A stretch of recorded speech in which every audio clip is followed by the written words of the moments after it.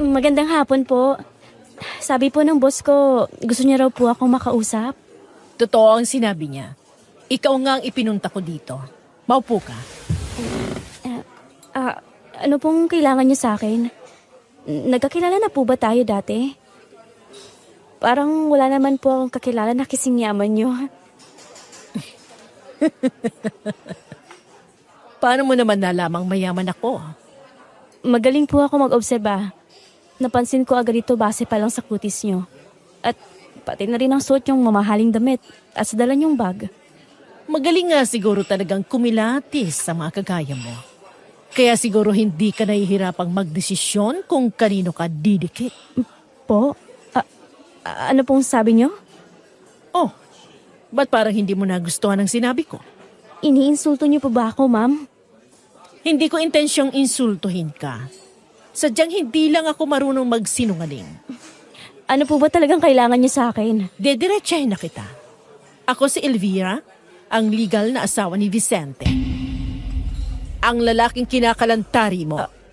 Asawa ka ni Vicente? At kung pwede lang, huwag ka nang umarting inosente na para bang hindi mo alam na may asawa siya. Alam mo sa simula pa lang kung anong klaseng relasyon ang pinasok mo. Pasensya na. Huwag ka sanang mag-eskandalo dito. Sa tingin mo ba talaga'y gagawa ko ng eksena dito at ipapahiya ang sarili ko? Edukada akong tao, Mira. Isa pa, may reputasyon akong pinoprotektahan. Kaya hindi ko gagawin ang mga bagay na nasa imahinasyon mo. Lalayuan ko na siya. Mabuti naman kung ganon. Pero wag mong iisipin na pagkakatiwalaan ka agad kita. Malay ko ba kung sinasabi mo lang yan ngayon dahil kaharap mo ko? Binibigay ko sa iyo ang salita ko. Hindi na ako makikipagkita sa asawa mo. Walang halaga sa akin ang mga salita mo. Ang mga katulad mong kalapating mababa ang lipad ay hindi dapat na pinagkakatiwalaan. Magdahan-dahan ka naman sa pananalita mo. Alam kong nagkamali ako at may kasalanan ako sa iyo. Pero wag mo naman sana akong insultihin. Iinsultuhin kita kung kailan ko gusto at wala kang magagawa para pigilan ako. Naiintindihan ko kung nahihirapan kapag katiwalaan ako. Ano ba pwede kong gawin? Para maniwala ka sa akin na lalayuan ko na talaga si Vicente. Umalis ka dito. Lumuwas ka ng probinsya o kahit sana malayo sa kanya. Dahil hanggat nandito ka, alam kong lalapit at lalapit sa iyo ang asawa ko. At syempre, dahil malandi ka at mukhang pera, sigurado akong hindi mo siya matitiis. Wala na akong ibang mapupuntahan pa. Problema ko pa ba yan? Ikaw na ang bahalang mag-isip kung saan ka pupunta. Basta ang gusto ko, malayong malayo ka dito sa Maynila. Pero nandito ang trabaho ko. Anong klaseng trabaho? Ang makiapid sa relasyon ng iba para sa pera? Nagtatrabaho ako bilang isang waitress dito sa restaurant na to. Ito lang ang kinabubuhay ko. Huwag kang magsinungaling sa akin dahil alam ko ang lihim mo. Hindi ka lang isang simpleng waitress. Aaminin ko maganda ka nga. Sa katunayan, napakadelikado ng kagandahan mo. Dahil ginagamit mo ito upang makapang-akit ng mga lalaki kapalit ng pera. At alam ko kung anong ginawa mo sa mga lalaking dumaan sa buhay mo. Hindi. Hindi totoo yan. Sa oras na malaman kong narito ka pa rin sa Maynila at nakikipagkita sa asawa ko, isisiwalat ko sa lahat ang nalalaman ko tungkol sa iyo. Nakikiusap ako sa iyo. Huwag mo tong gawin sa akin. Nag-iisip ka ba? Bakit ka naman nagmamakaawa sa asawa ng lalaking kinakalantari mo? Wala ka nga talagang utak. Sa bagay, ano pa bang aasahan ko sa isang tulad mo? Sinabi ko na wag mo akong huhusgahan. Oo, nagkamali ako na pumatol ako sa asawa mo. Hindi ko kinakailan na may kasalanan ako. At hindi ako gagawa ng kahit anong rason para depensahan ang sarili ko. Pero wala kang karapatang husgahan ang buong pagkatao ko. Pagkatao mo? Bakit? Tao ka ba? Anong ibig mong sabihin? Hindi ako nagbibiro, Mira. Oras na malaman ko hindi ka nagpakalayo-layo. Isisiwalat kong lahat ng nalalaman ko tungkol sa'yo. Huwag mo kong susubukan. Sandali lang mga kaaswang radio. Bago tayo magpatuloy sa kwento, gusto ko lang itanong, Saang channel po ba kayo nakikinig ngayon? Dahil alam nyo ba marami na ngayong channel na nagnanakaw ng ating mga kwento? Kaya siguraduhin ninyong dito kayo nakikinig sa official channel ng Aswang Radio. Aswang Radio. Aswang Radio. Aswang Radio. Naniniwala ba kayo na lahat ng kasalanan ay may kabayaran? Paano kung ang kabayaran pala nito ay higit pa sa inaasahan mo? Haharapin mo pa rin ba ito o lalabanan mo? Magandang araw sa lahat ng mga kapwa ko solid listeners ng Aswang Radio. Tawagin nyo na lang po akong Raven. Nakatira po ako sa Iloilo City. Gustong gusto ko pong pakinggan ang mga stories dito sa inyong channel. Kasi for me, hindi siya typical na horror channel na nagkukwento lang ng kwentong aswang. Para sa akin ay unique ang ganitong format kung saan naririnig ko ang real-time comments and reactions ng mga DJs na para bang kasama ko talaga sila at katabi kong nakikinig ng kwento. Mas personal at immersive ang experience. Kaya umaasa po ako na mapipili nyo tong kwentong ipapadala ko dahil magiging isang malaking karangalan po ito sa akin bilang fan ninyo. Ang kwento pong ito ay hindi ko personal na karanasan. Ito po ay kwento ng malapit na kaibigan ng aking lola. To protect her privacy, tawagin na lang po natin siyang Mira. Nangyari ito 23 anyos lang siya. Uunahan ko na po kayo. Kagaya nating lahat, marami ring imperfection si Mira. May mga desisyon siyang ginawa sa buhay niya na hindi niya pinag-isipan.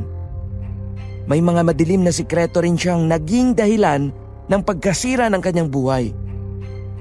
Hindi po siya proud sa mga bagay na to at umaasa ako na may matututunan kayo pagkatapos niyong marinig ang kwentong ito. Pero upang mas maintindihan niyo ang kabuuan ng istorya, sisimulan ko po ito sa buhay niya bago siya naging isang kabit. Aswang Radio. Aswang Radio. Aswang Radio.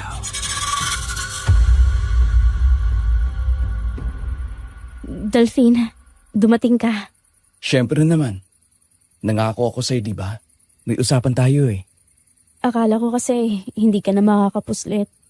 Medyo nahirapan nga ako. Ang tagal kasing matulog ni Mama. Sigurado ka bang walang nakakita sa'yo nang lumabas ka ng bahay? Walang nakasunod sa'yo? Oo. Naging maingat ako. Huwag ka mag-alala. Hindi naman ito ang unang beses na pumuslit ako para makipagkita sa'yo, di ba? Hanggang kailan kaya tayo ganito? Nagkikita ng palihim. Palaging kinakabahan na. Baka may makakita sa atin. Darating kaya ang araw na pwede na nating ipagsigawan ang pagmamahalan nating dalawa? Mahal. Alam mo naman ang sitwasyon natin eh. Oo, alam ko. Hindi papaboran ng mga magulang mo ang relasyon nating dalawa. Amo kita. At ako naman ay isang hamak na katulong lang ng inyong pamilya. Kahit kailan, ay hindi isang katulong lang ang tingin ko sa'yo. Pero sa mata ng mga magulang mo, ako ang ulilang bata na inampon nila para gawing katulong. Ako yung dinampot nila pagkatapos mamatay ng mga magulang ko sa isang labanan. Oo, mabait ang mga magulang mo sa akin at malaki ang utang na loob ko sa kanila. Pero kailanman ay hindi nila ako matatanggap para sa'yo. Saya naman tayo, di ba? Mahal natin ang isa't isa. Pero hanggang kailan? Paano kung may mahanap na silang babaeng gusto nilang ipakasal sa'yo? Huwag na lang muna nating isipin ang mga bagay na hindi pa nangyayari. Tuwing iniisip ko na balang araw ay hindi tayo magkakatuluyan, parang natutulog ang puso ko. Tana, napakalayo pa ng panahon yan. Huwag nating hayaang masira ang kasiyahan natin ngayon dahil sa kakaisip natin sa hinaharap. Ano yun? Tunog ng aswang. May nakasunod sa'yo? Akala ko ba... Huwag ka maingay. Iginala nila ang paningin nila sa paligid ng madilim na kakahuyan. Kumakabog ang dibdib ni Mira noong oras na yon, pero pinilit niyang pakalmahin ang sarili. Di nagtagal ay nagpakita na nga ang isang matangkad na lalaking may malaking pangangatawan. Nanlilisik ang mga mata nito. Mahaba ang kuko at may nakakapangilabot na pangil. Kilala ko ang aswang na yan. Isa siya sa mga utusan ng iyong papa. Tama ka. Si Hector yan. Ang kanang kamay ni Papa. Mukhang pinasundan niya tayo. Anong gagawin natin? Magsusumbong siya sa papa mo. Hindi lang yan ang dapat nating katakutan. Bago niya isumbong ang relasyon natin kay Papa, sigurado akong papatayin ka muna niya. Ano? Hindi ko lang sinabi sa'yo. Pero nagdududa na ang mga magulang ko na may lihim akong kasintahan. At nagbanta sila sa akin na ipapapatay raw nila ito. Hindi. Hindi ako papayag. Ako rin. Kaya bago pa niya tayo maisuplong kina Papa, kailangang mapigilan na natin siya. Pero kahit kailan hindi pa ako nakakapatay ng aswang. Alam ko, pero marunong ka pa rin makipaglaban. Malakas ka, Mira. Kaya alam kong may laban ka. Tumango siya at buong tapang na hinarap si Hector. Nang gabing yon ay walang ibang nasa isip niya kundi iligtas ang kanyang sarili at protektahan ang relasyon nila ni Delphine. Halos magkasabay na tumalim ang mga mata nilang magkasintahan. Umaba rin ang mga kuko nila at lumabas ang mga pangil. Opo, tama ang inyong narinig. Pareho silang mga aswang. Kaya tiwala siya na magagawa nilang labanan si Hector. Mabilis nila itong sinugod pero maliksi ito at nagawang umiwas sa kanilang mga atake. Abot-abot ang kaba ni Mira. Takot na baka mapaslang siya. Pero nakakamangha ang pinakitang galing ni Delphine sa pakikipaglaban. Nagulat na lang siya nang makitang napakarami na palang sugat sa katawan ni Hector. Sinamantala naman niya ang pagkakataon nang mapansin niyang nanghihina na ito. Sinugod niya si Hector mula sa likuran nito at sinaksak sa liig gamit ang mahaba niyang kuko.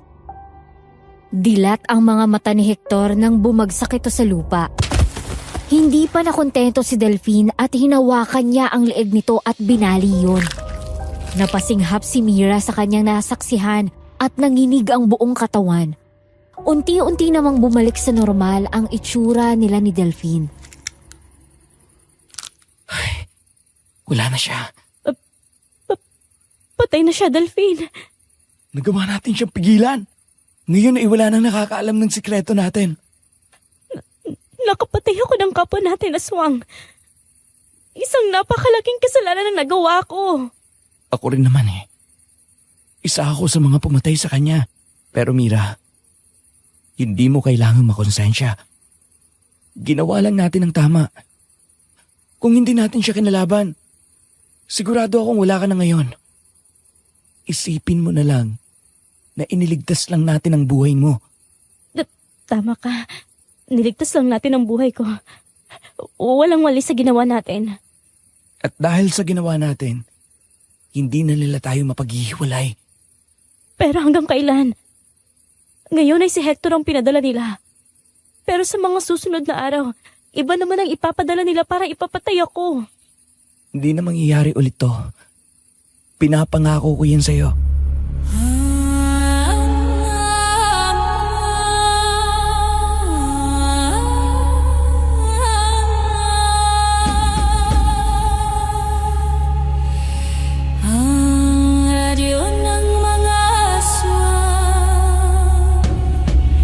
Ito ang Aswang Radio.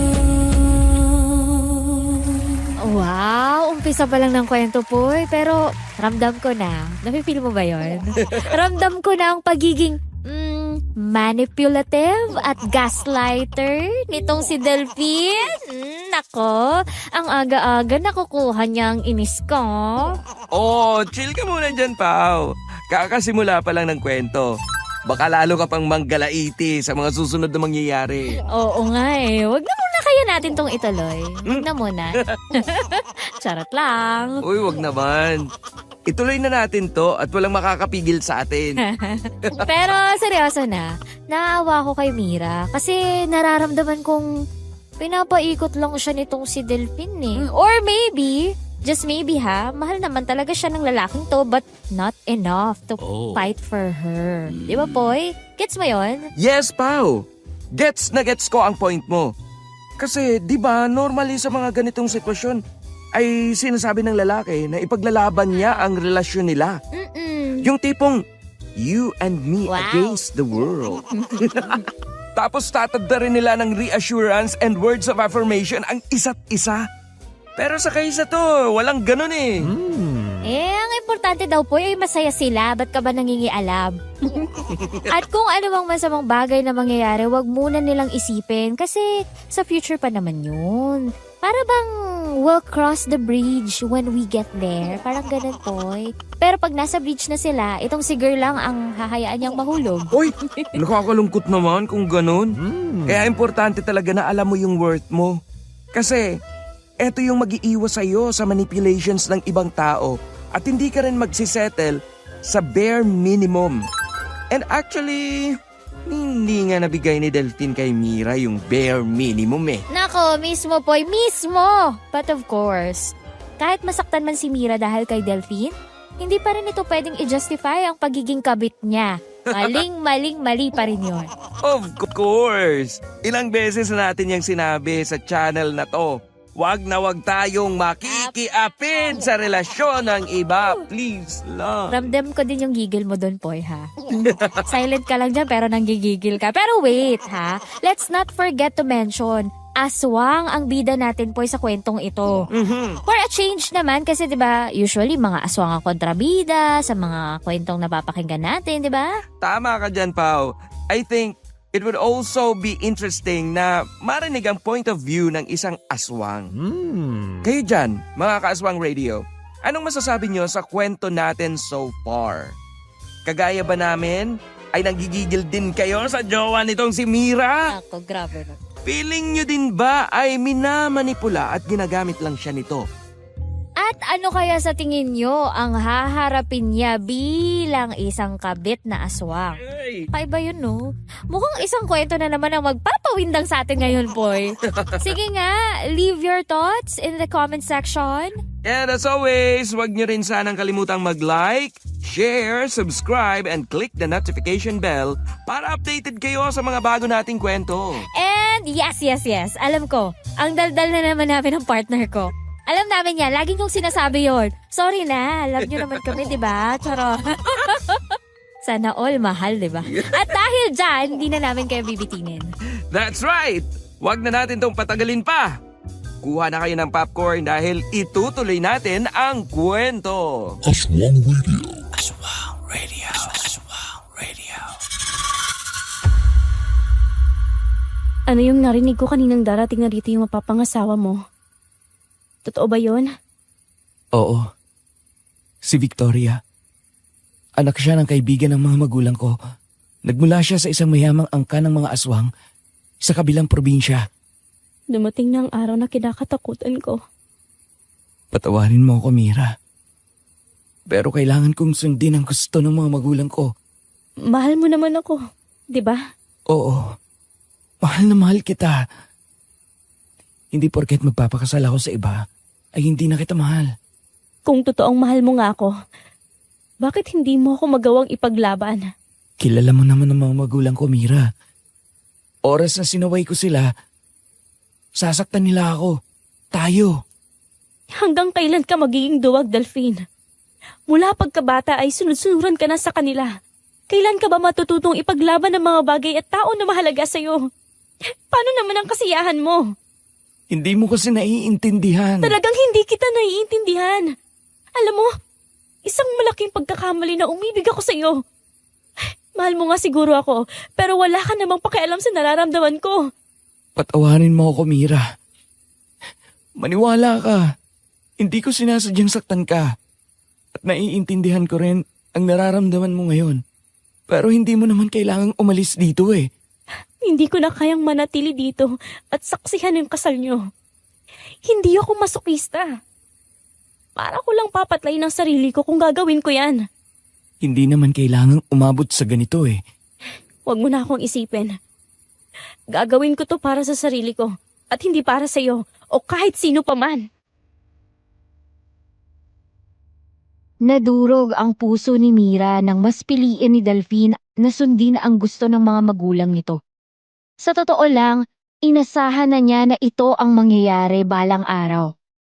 Pero kahit pala inasahan niya na ito, hindi pa rin siya magiging handa sa sakit na dala ng pangyayaring ito.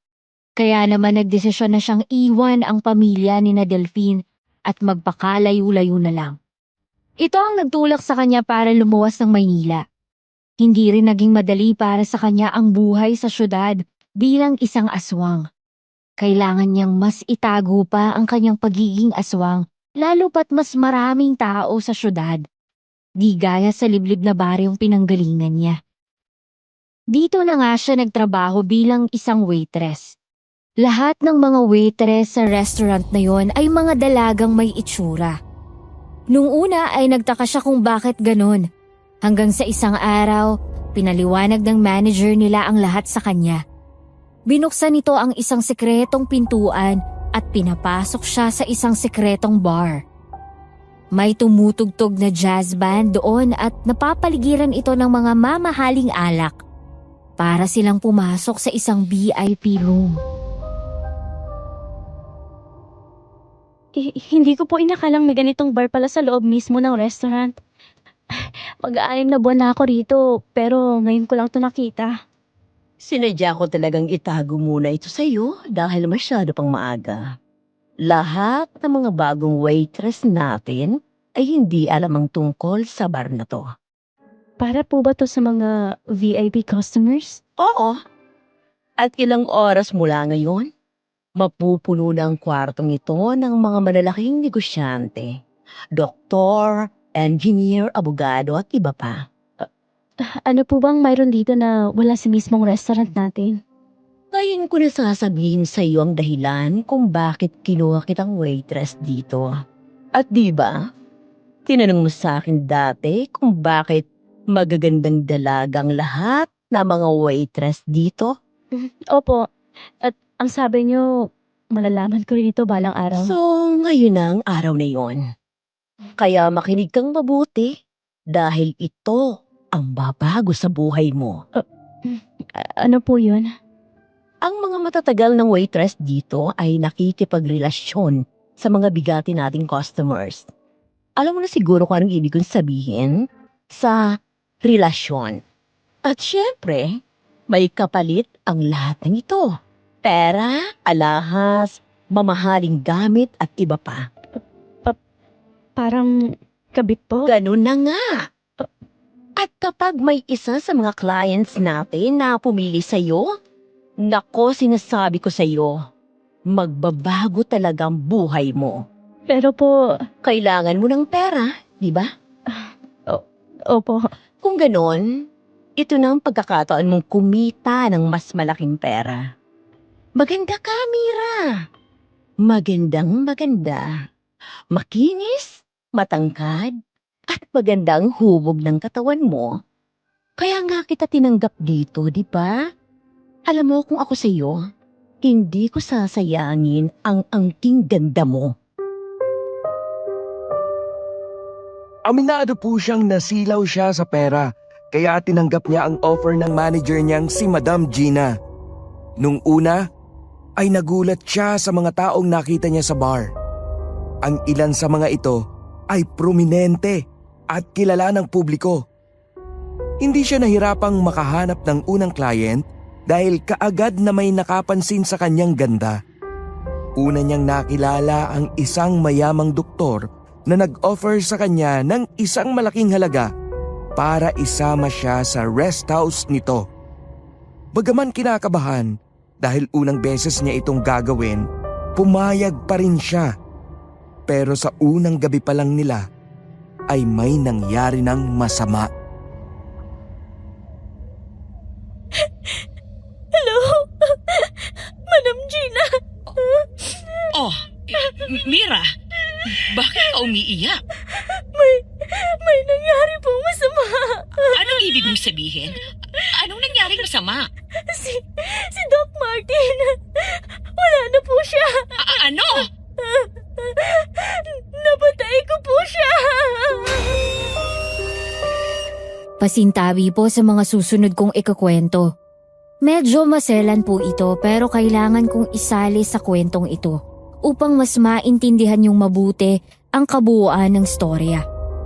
Sa unang gabi po nila sa rest house ay pinapasok siya nito sa isang malaking kwarto. Medyo madilim doon at naiilawan lang ng isang lampshade. Pinahubad siya ni Doc Martin. Bagay na ginawa naman niya. Pinahiga siya nito sa malaking kama at biglang pinusasan ang kanyang mga kamay. Ayaw sana niyang pumayag pero ang sabi nito'y huwag daw siyang mag-alala at magtiwala lang dito. Pero nang mapusasan na nito ang mga kamay niya, nagulat na lang siya nang bigla itong naglabas ng latigo. Nagmakaawa siya dito pero ang sabi nito'y parte lang daw ito ng gagawin nila at hindi naman daw siya nito sasaktan. Napasigaw na lang siya nang magsimula itong latiguhin ang hubad niyang katawan. Hanggang sa hindi niya na napigilan ang kanyang sarili at lumabas na ang pagiging aswang niya. Dahil sa kanyang lakas ay nagawa niyang makawala mula sa pagkakaposas ng mga kamay niya. Laking gulat naman ng doktor nang bigla niya itong sugurin at walang habas na kinain ang katawan nito.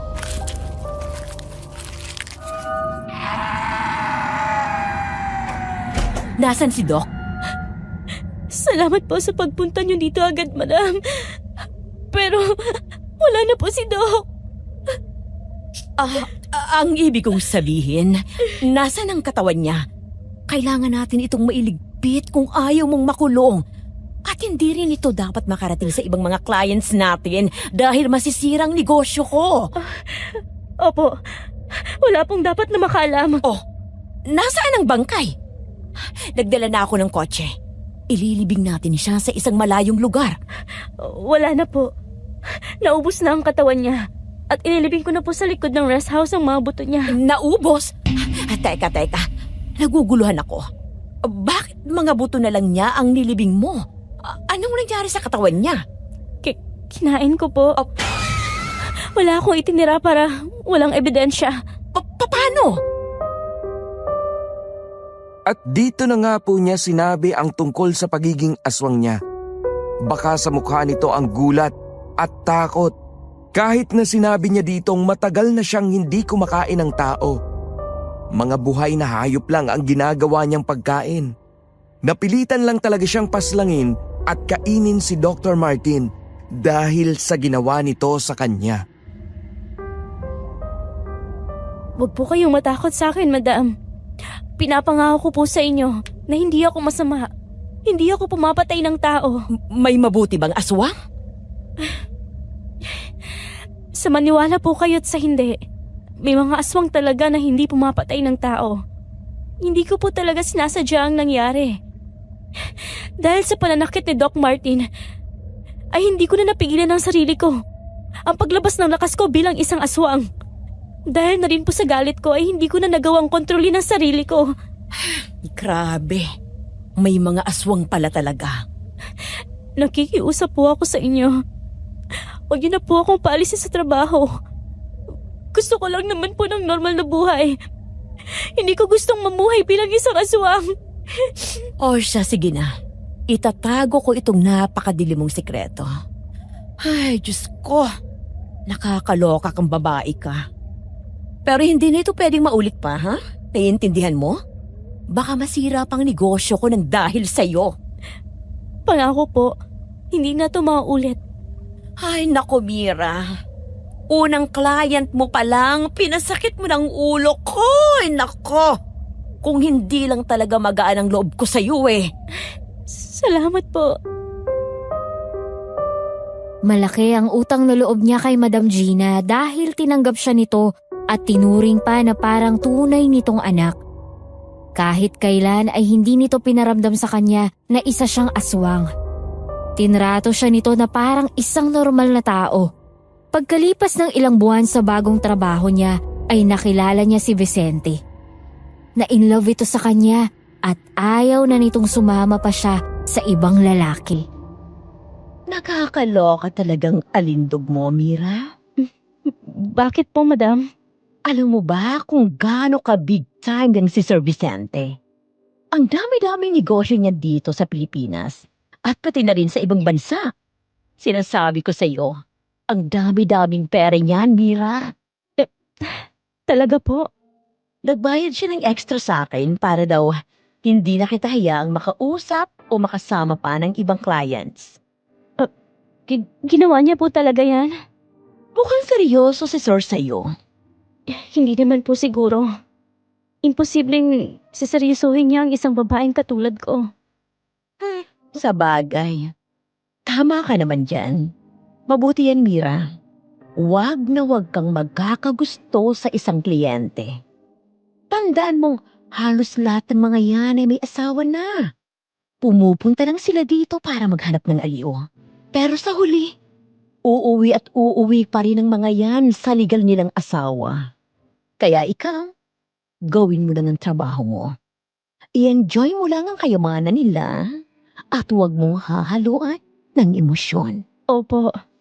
Naaalala ko pong iyan ang isa sa mga unang ipinayo niyo sa akin. Sa kasamaang palad, mas pinili niyang hindi sundin ang payo nito. Nadala siya sa kabutihan ni Vicente at tuluyan na ngang umibig dito. Hindi na rin siya nag-entertain ng ibang lalaki at itinuon na lang ang kanyang atensyon dito. Sinasama siya nito sa mga bakasyon para raw magkaroon sila ng quality time. Malaking pera rin ang binibigay nito sa kanya. Dahil dito ay nagkaroon na siya ng mas komportabling buhay at nabibili ang lahat ng gusto niya kahit kailan. Pero ang lahat pala ay may katapusan dahil nalaman na nga ng asawa nito ang lihim nila. Malaking problema ito, Mira. Kilala ko si Ma'am Elvira at hindi siya madaling kalaban. Kilala niyo po siya? Oo naman. Akala mo ba, para lang akong tipikal na bugaw dito sa negosyo ko? Hindi. Parte ng trabaho ko ang kilalanin ng mga legal na asawa ng regular clients natin. Dahil oras na magkabukuhan, kailangang alam ko kung paano dedepensahan ang negosyo ko laban sa kanila. At si Ma'am Elvira, isa siya sa mga hindi ko alam kung paano lalabanan. Bakit po? Big time ang babaeng yon. May connection sa mga politiko at sindikato. Pag nagalit siya sa'yo, hindi natin alam kung anong pwede niyang gawin sa'yo. Gusto niya pong layuan ko na si Vicente. Pero ayoko pong gawin ito nang hindi man lang siya nakakausap kahit sa huling beses lang. Kaya madam, pwede po bang ibigay niyo sa akin ang numero ng telepono niya sa opisina? Kakausapin ko lang po siya sandali. Nag-iisip ka ba? Paano kung mahuli ka ni Ma'am Elvira? Eh di mas lalo lang magagalit sa'yo yun. Wag na. Ako na lang ang tatawag kay Sir Vicente. Talaga po? Sasabihin ko sa kanya ang lahat ng nangyari. Hindi niyo naman siguro kailangang maghiwalay. Sigurado ako mag-iisip siya ng solusyon sa sitwasyon yung ito. Kilala ko siya. At alam kong hindi kanya basta-basta bibitawan. Aaminin po niyang kahit paano'y nabuhayan siya ng loob sa sinabi nito. Kung ganon ay may pag-asa palang hindi mawawala si Vicente sa buhay niya. Totoo po kasing nahulog na ang loob niya para dito. Ipinaramdam at ipinaranas kasi nito sa kanya ang mga bagay na hindi ginawa ni Delphine noon sa kanya. Dito niya naramdaman na espesyal pala siya, lalo na't handa pala itong ipaglaban siya. May magandang balita ako sa iyo. Ano po yun?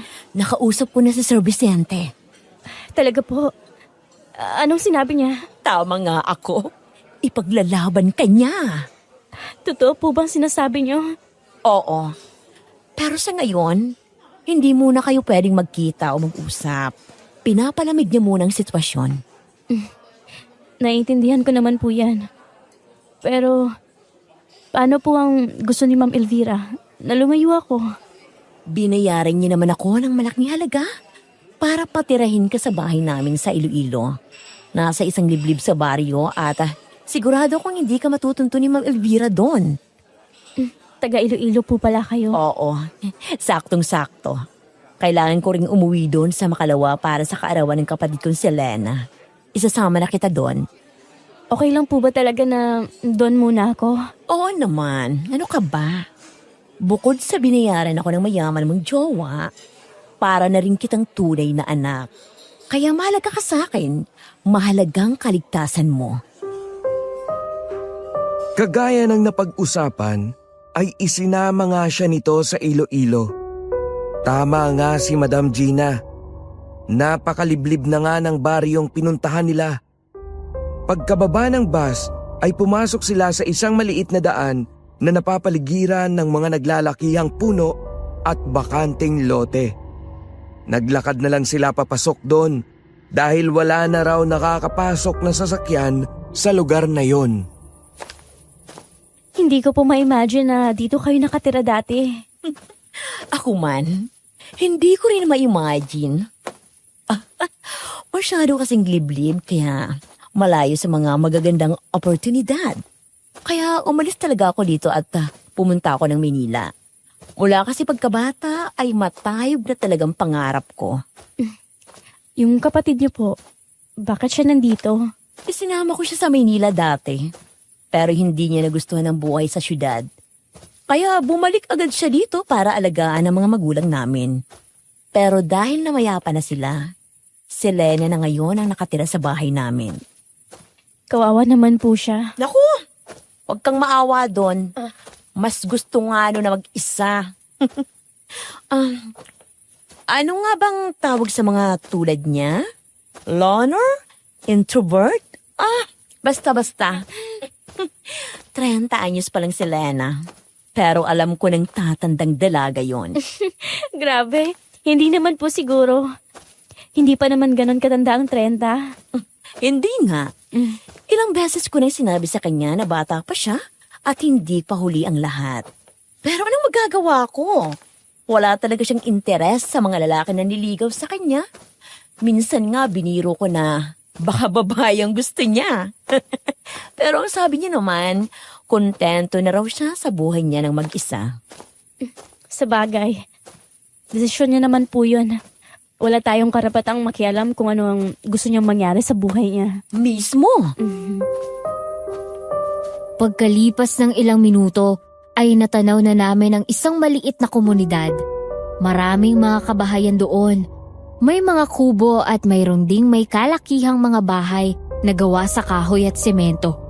Gaya na lang ng bahay nila Madam Gina.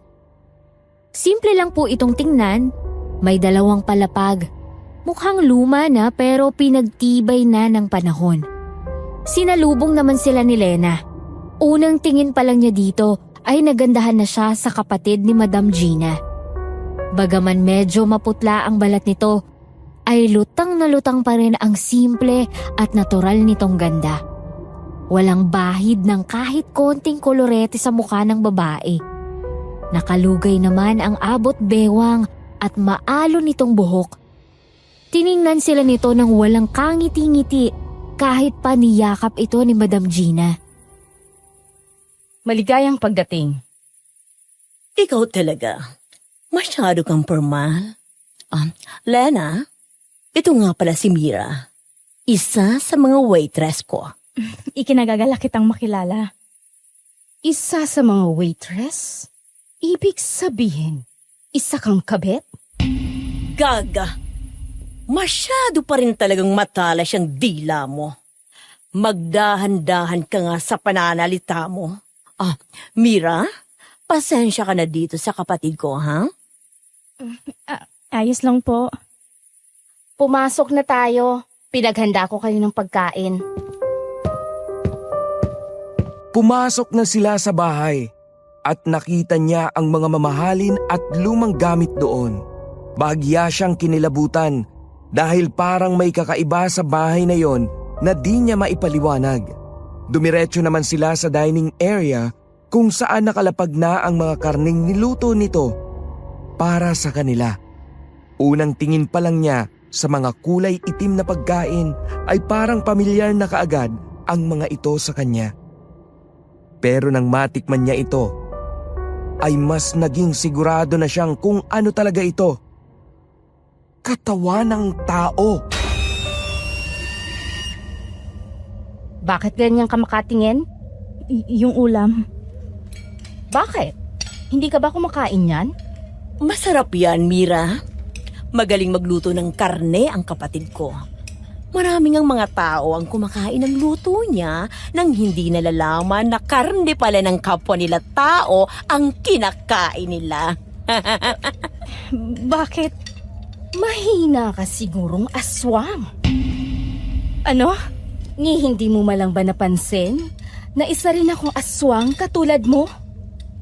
Hindi ko nga pala naikwento sa iyo na isa ring aswang ng kapatid ko. Kaya nga hindi kita tinanggal sa trabaho kahit nung nalaman kong aswang ka. Kasi hindi na bago sa akin ang mga tulad mo. Pero gulat na gulat ka nun. Sabi mo pa nga hindi ka makapaniwalang totoo pala talagang may mga aswang. Siyempre, drama ko lang yon. Aswang ka rin po ba? Ako? Aswang? Hindi ah. Itong si Lena lang. Nagmula kami sa angka ng mga aswang. Isa sa aming magkapatid ang kailangang magmana ng kapangyarihan. At dahil mas pinili ni ate ang mamuhay sa Maynila, ako ang tumanggap ng pagiging aswang. Kung makapagsalita naman itong si Lena, parang napipilitan lang. Hindi ba't gusto mo naman talagang maging aswang noon pa? Oo, dahil gusto kong maging malakas at makapangyarihan. Pakiramdam ko ay walang silbi sa mundo ang mga normal na tao. Mga utak-ipis at mahihinang nilalang. Kaya mas mabuti pa kung gagawin ko na lang silang pagkain. Pagpasensyahan mo na si Lena. Wala talagang preno ang bibig niyan. Tama naman ako, diba? Tsaka, mas masarap at mas nakakabusog din ang katawan ng tao kaysa sa karne ng hayop. Iba pa rin talaga ang lamang loob ng tao. Pero wag kang mag-alala. Hindi siya pumapatay ng kung sino-sino lang. Ang mga taong pinapatay niya lang ay yung mga masasama at nangangahas na pumasok sa baryong ito. Mga aswang rin ba ang mga nakatira dito? Hindi lahat, pero oo. Marami ring aswang dito na sinusubukang mamuhay ng normal.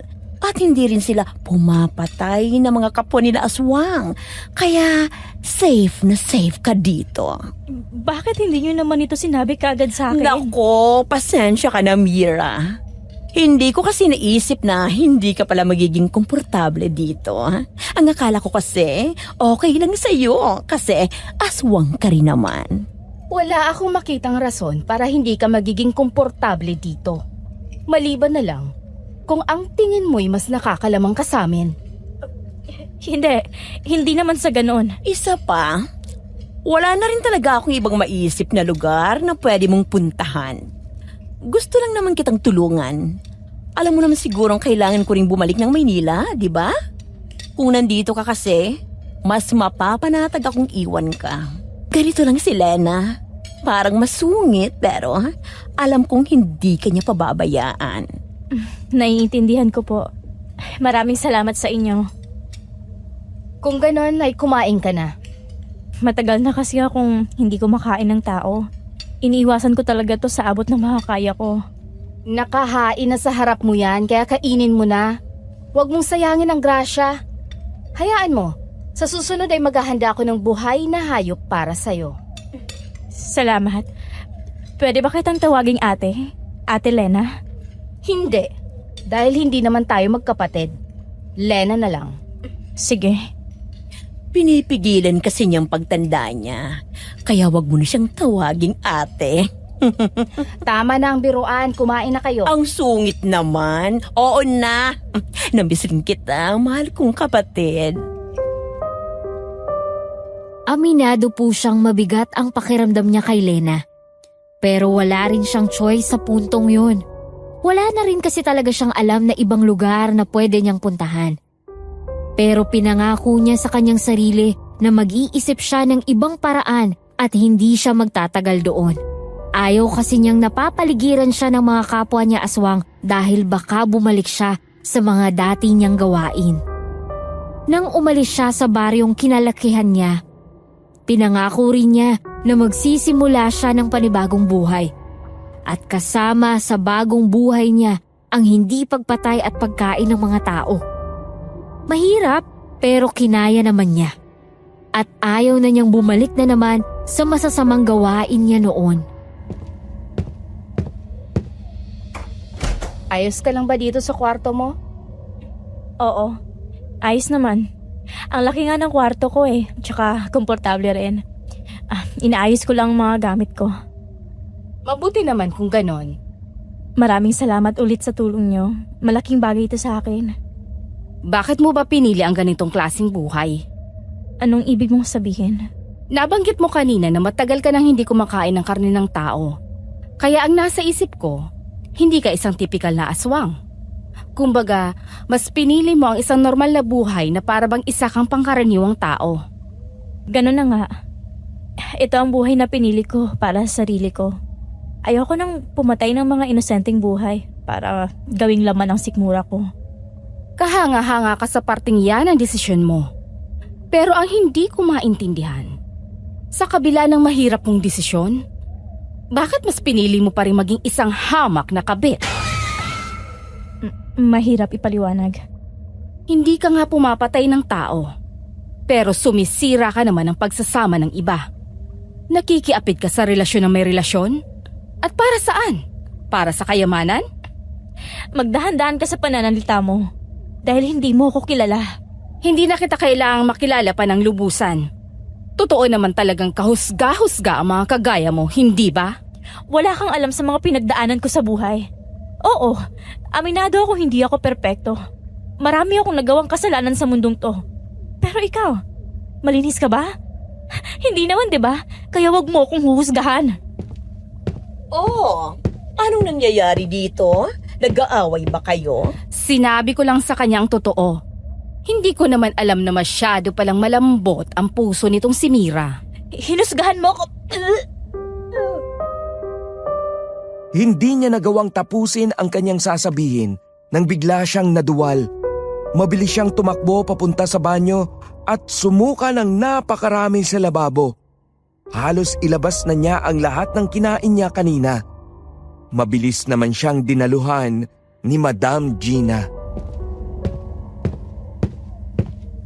Ano bang nangyayari sa iyong bata ka? Masama bang pakiramdam mo?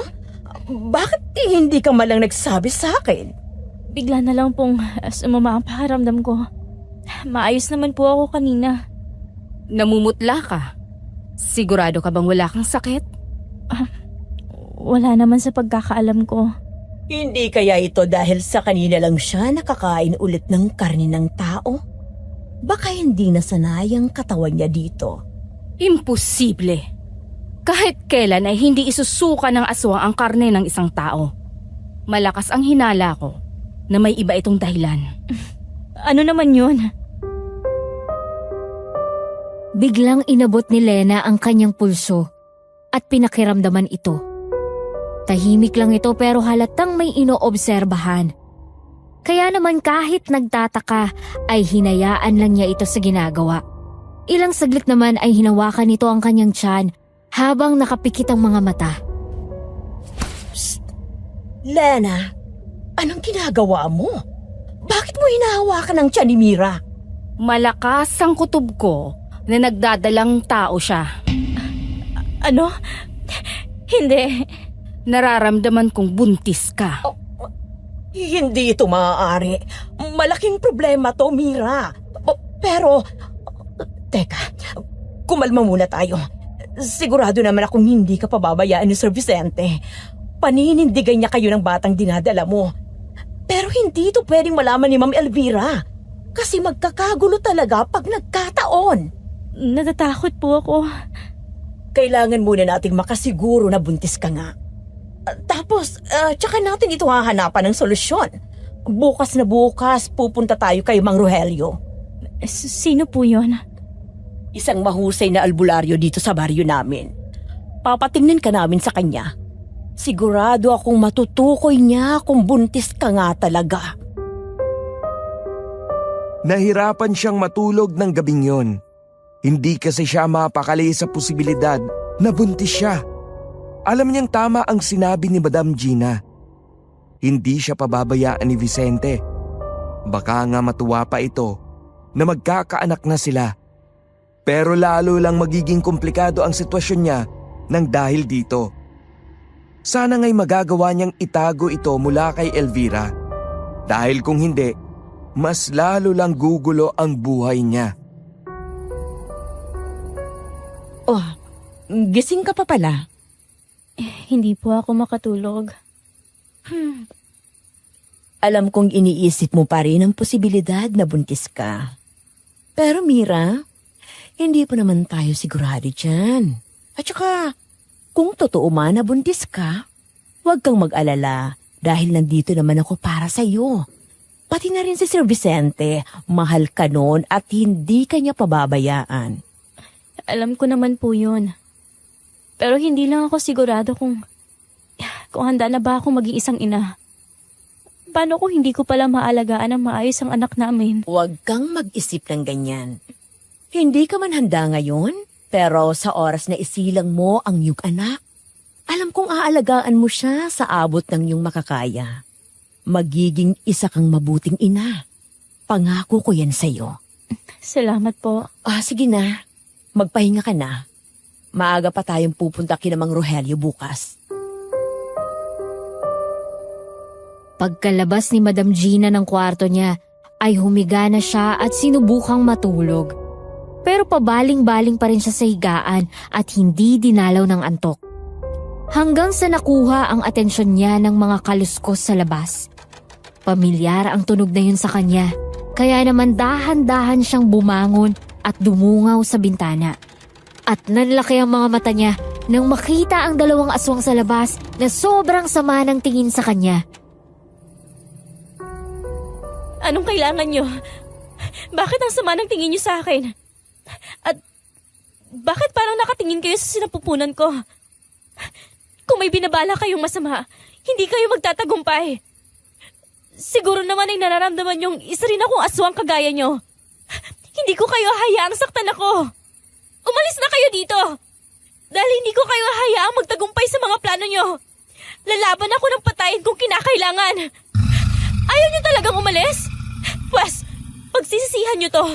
Hintayin nyo ako dyan at haharapin ko kayo. Ako mismo ang papaslang sa inyo. Saan ka pupunta? Gabi na. May mga aswang sa labas. Ang sama ng tingin nila sa akin at sa sinapupunan ko. Pinagsabihan ko na sila pero ayaw pa rin nilang umalis. Kaya haharapin ko sila. Lalabas ka para harapin ang mga kapwa natin aswang? At anong gagawin mo? Makikipaglaban ka sa kanila? Kung kinakailangan. Mahihirapan kang labanan sila. Lalo pat posible nagdadalang tao ka nga. Hindi pa naman ako nahihirapang kumilos. Kaya sigurado akong may laban pa rin ako sa kanila. Gusto kong ipakita sa kanila na hindi nila ako masasaktan. Lalabanan ko sila ng aswang sa aswang. Matapang ka, Mira. Pero wala sa lugar ang katapangan mo. Ilalagay mo lang sa kapahamakan ang sarili mo nang dahil dyan sa gagawin mo. At anong gusto mong gawin ko? Hayaan na lang silang takutin ako gabi-gabi? Malamang ay buntis ka nga talaga at naaamoy nila ito. Alam mo naman sigurong mabango sa ating mga aswang ang mga buntis. Matagal ko nang nagawang kontrolin ang sarili kong matakam sa amoy ng mga buntis. Mabuti para sa'yo.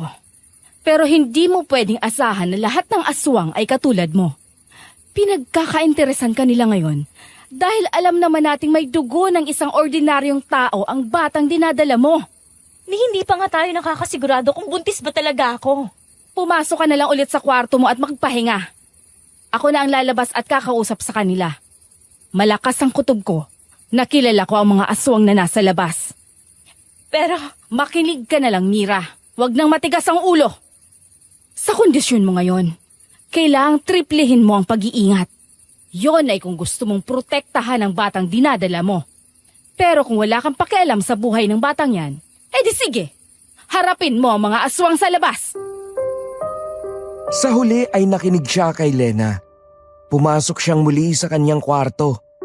Pero sumilip pa rin siya sa bintana. Nakita niyang lumabas nga ito ng bahay at kinausap ang mga aswang. Hindi niya marinig ang boses ng mga ito dahil para lang silang nagbubulungan. Pero napansin niyang tumango ang mga kausap nitong aswang. Hindi nagtagal ay sabay nang nagsialisan ang mga ito. Nilingon naman siya ni Lena at nahuli siya nitong nakasilip sa bintana. Wala itong sinabi. Inirapan lang siya at diretsyong pumasok ulit sa bahay.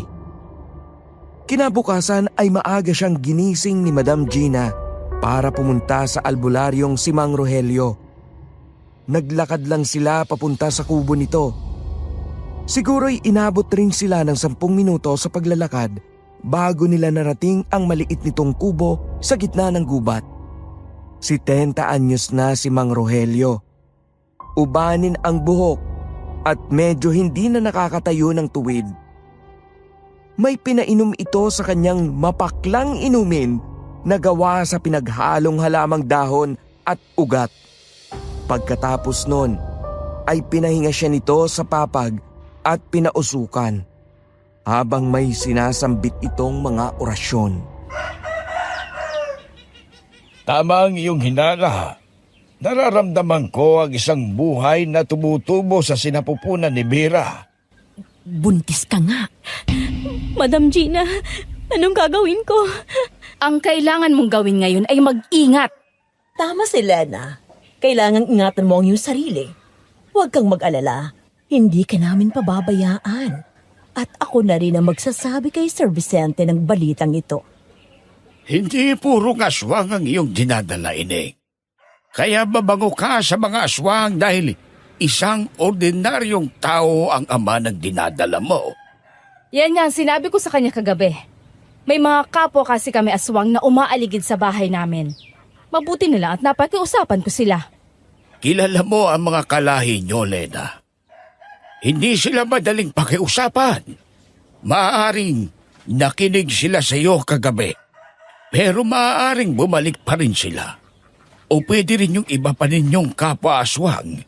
Ang aaligid naman dito kay Mira. Hindi ako natatakot sa kanila. Aminado man akong hindi pa ako handang maging isang ina. Pero poprotektahan ko pa rin ang anak ko sa abot ng aking makakaya. Lalaban ako ng patayan. Naiintindihan ko ang galit at determinasyon mo, Mira. Pero huwag mo sanang kalimutan na mahirap ang kondisyon mo ngayon. Kailangang pangalagaan ang iyong sarili at pati na rin ang batang dinadala mo. Aswang Radio. Nako, boy. Oh. Grabe, no? Totoo nga ang sabi nila. Nagkakaroon talaga ng kakaibang lakas at tapang ang isang babae pag naging isang ina na to. Na? Kagaya na lang ni Mira na natatakot man sa sitwasyon niya at kahit hindi pa handang maging ina, boy, nakahanda pa rin lumaban ng patayan para sa kanyang anak. Totoo yan, Pao. Iba pa rin talaga ang pagmamahal ng isang ina. Pero ang weird din nito, no? Yes. Kailangan niyang protektahan ang sarili niya at ang anak niya mula sa mga kapwa niya aswang. Normally kasi, sa mga naririnig nating kwento, aswang versus tao ang labanan. But in this case, laban ng aswang sa aswang ito. Well, ano kaya mangyayari dito kay Mira, Poy? Ang tanong, pananagutan kaya siya ni Vicente? Ay, naku. Medyo suki rin talaga sa mga lalaking red flags itong bida natin no? Nanggigigil na naman ako. Biruin mo, nanggaling na siya sa isang ex-boyfriend na gaslighter. At yun nga ang sabi mo kanina, di ba? Hindi maibigay ang bare minimum. Ngayon naman, napunta siya sa isang lalaking may asawa na. At ang malupit dito, hindi pa basta-basta ang legal wife ng lalaking yun. Tama. Yung tipong kahit aswang siya, parang mahihirapan pa rin siyang labanan nitong si Elvira. At syempre, Poy, dahil may trust issues ako, hindi ko rin maiwasang itanong kung mapagkakatiwalaan ba itong mga kasama niya.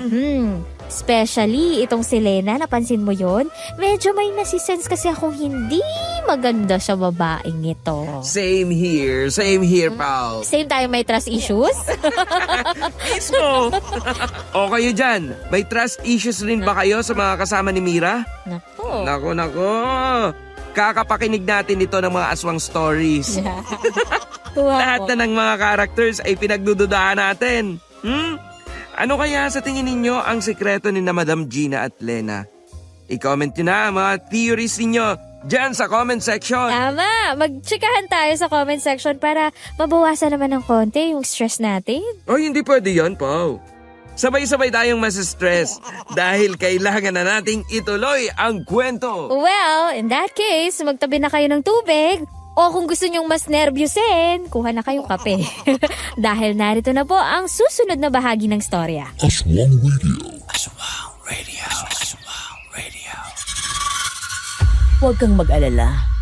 Pagka-uwi ko sa Maynila, kakausapin ko kagad si Sir Vicente para sabihin sa kanyang kalagayan mo. Ano kayang sasabihin niya? Nako, kagaya nga na sinabi ko sa'yo, hindi ka pababayaan nun.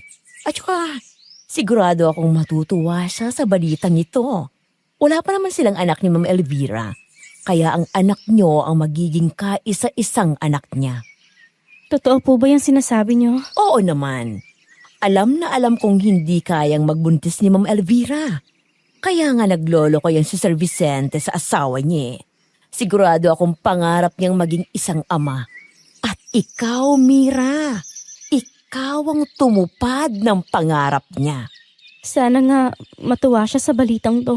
Pero syempre, para hindi ka masaktan, mahalaga ring ipaalala ko sa iyo na huwag kang umasang iiwan niya si Ma'am Elvira nang dahil dito.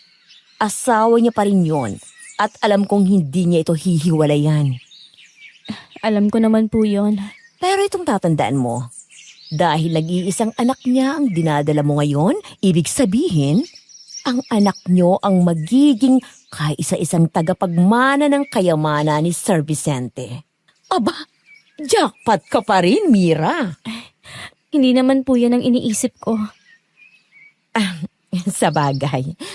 Pero sinasabi ko lang naman, para at least, alam mo, di ba?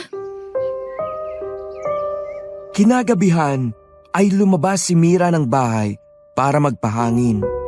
Hindi na siya nagpaalam dahil wala naman siyang planong lumayo ng bahay dahil alam niyang delikado. Gusto niya lang mapag-isa at mag-isip.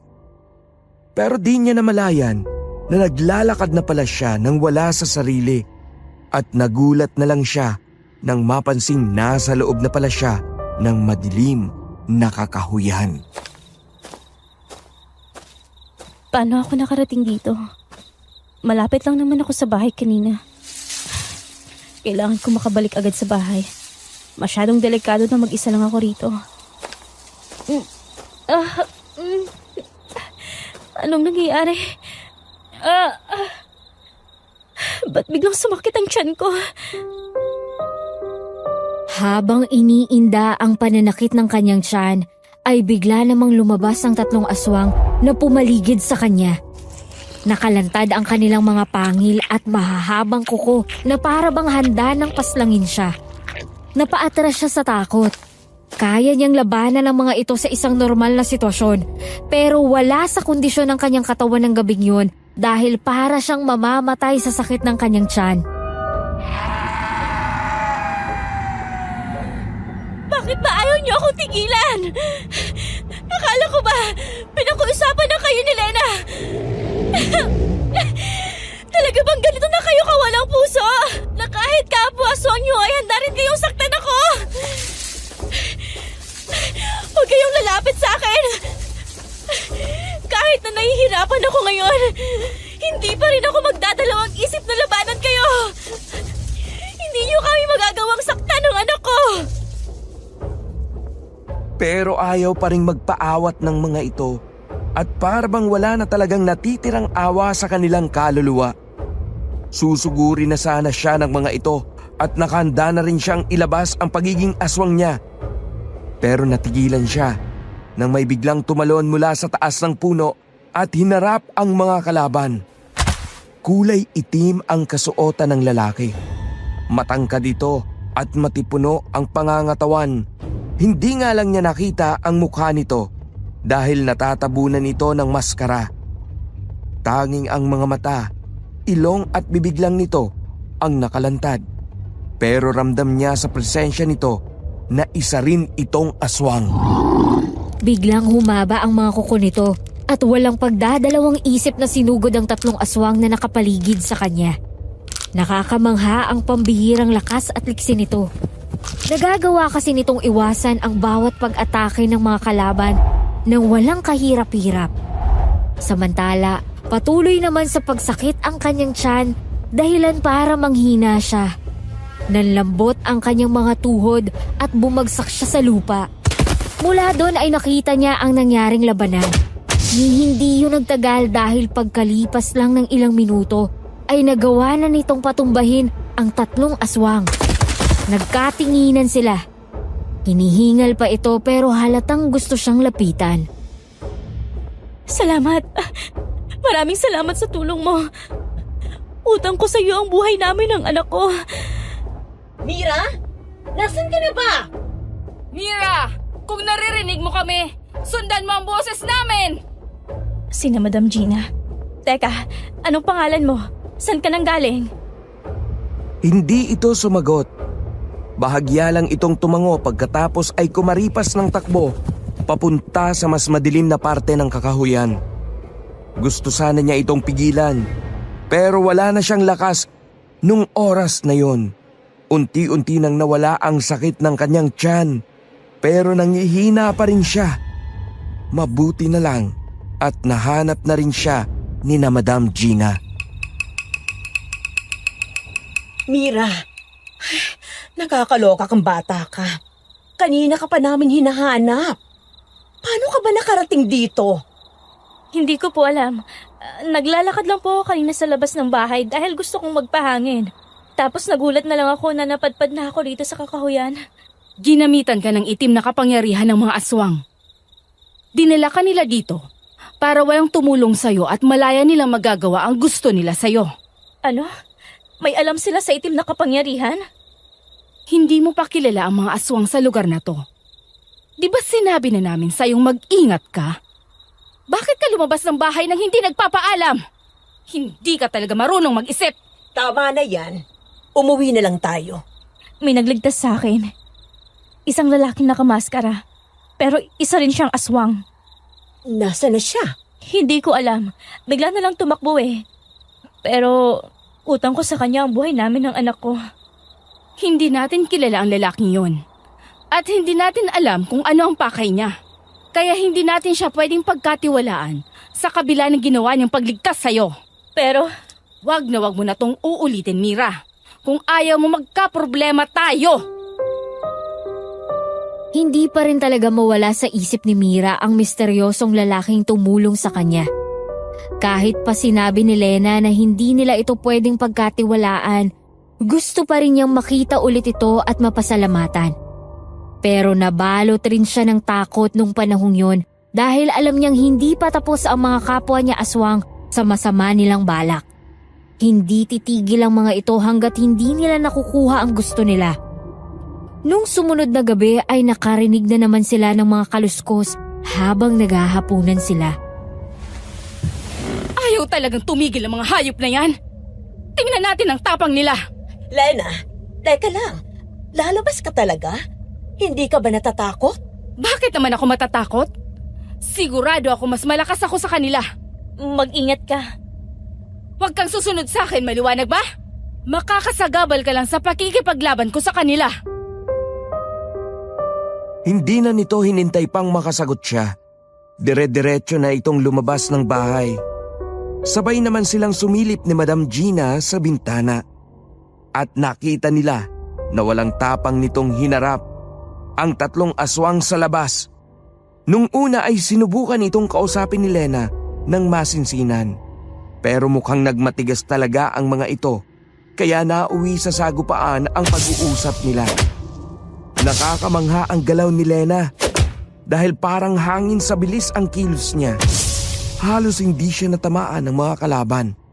At walang mintis naman na napupuruhan ang mga ito sa bawat pag-atake niya. Sana'y walang mangyaring masama sa kapatid ko. Paano po siya natutong makipaglaban ng ganito? Napakagaling po niya. Mula pagkabata pa lang, tinuruan na siya ng mga magulang namin kung paano makipaglaban. Hindi naman kasi lahat ng mga aswang ay nagkakasundo. May mga tribo rin ang mga aswang dito at madalas na nagsasagupaan para sa kapangyarihan. Isa ang mga magulang namin sa pinakamahusay na aswang sa pakikipaglaban. At lahat ng kaalaman nila ay itinuro nila sa kapatid ko. Para pala siyang si Delphine. Sino yun? Dati ko pong kasintahan. Nagmula siya sa pamilya ng mga aswang na may mataas na antas. Kaya mula pagkabata ay hasang-hasa na siya sa pakikipaglaban. Nang muli kaming tumingin sa labas ay napatumba na ni Lena ang mga kalaban niyang aswang. Naliligo na siya sa dugo ng mga kalaban niya pero wala pa ring emosyon ng mukha niya. Nagbalik na sa dati ang kanyang itsura at diretso siyang pumasok ulit sa bahay. Lena, ayos ka lang? Hindi ka ba nila nasaktan? Hindi ka magiging ligtas dito, Mira. Tama ka. Hindi sila titigil hanggat hindi nila nakukuha ang anak ko. Naipagtanggol man kita ngayong gabi. Pero hindi ako sigurado kung kaya ko pa silang labanan sa mga susunod na gabi. Pero ikaw ang pinakamagaling sa tribo natin. Naniniwala akong makakaya mo silang talunin.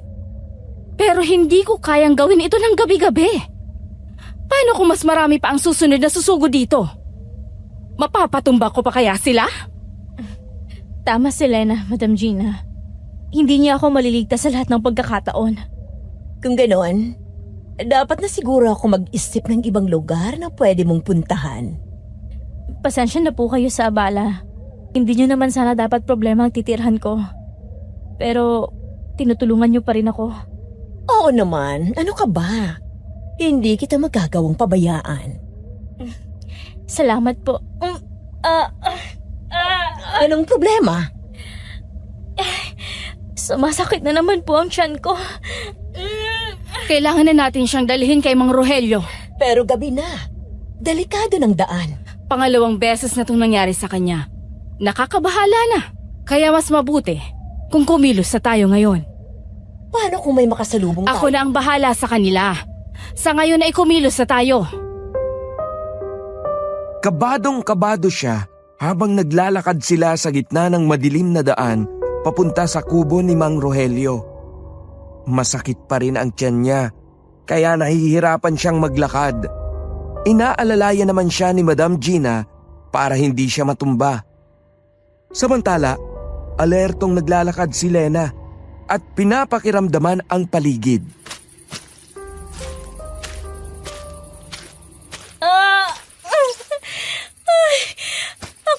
Ang sakit-sakit po ng tiyan ko. Mas masakit po ito ngayon. Para ako mamamatay. Lumaban ka, Mira. Kaya mo yan. Malayo pa ba tayo? Hindi ko maaninag ng maayos ang daan. Madilim kasi. Konting lakad na lang. At makakarating na rin tayo doon. Tiisin mo pa, Mira. Paano kung makunan ako? Natatakot ako. Huwag kang magsalita ng ganyan. Walang mangyayaring masama sa inyo ng anak mo. Shh, huwag kayong maingay. Bakit tayo huminto? Bago pa man niya magawang sagutin ang tanong ko, ay may lumabas ng 5 aswang mula sa madilim na parte ng kakahuyan. Kumikislap ang pulang mga mata nila. Nakabukas ang bibig at tumutulo pa ang laway. Habang malapit siya sa presensya nila, ay parang mas lumalalang ang pananakit ng tiyan niya. Mira, bantayan mong mabuti si Mira. Ako na ang bahala sa mga hayop na to. Mag-iingat ka, Lena. Biglang kumislap ang mga mata ni Lena. Sa isang iglap, umikot ang katawan niya at nagbagong anyo bilang isang aswang. May matulis na mga ngipin, pulang mga mata, at mga kuko na mistulang mga balaraw. Nanginginig siya sa takot, pero pinipilit manatiling matatag. Hindi naman nag-aksaya ng panahon si Lena. Tumalon kaagad siya sa direksyon ng mga aswang.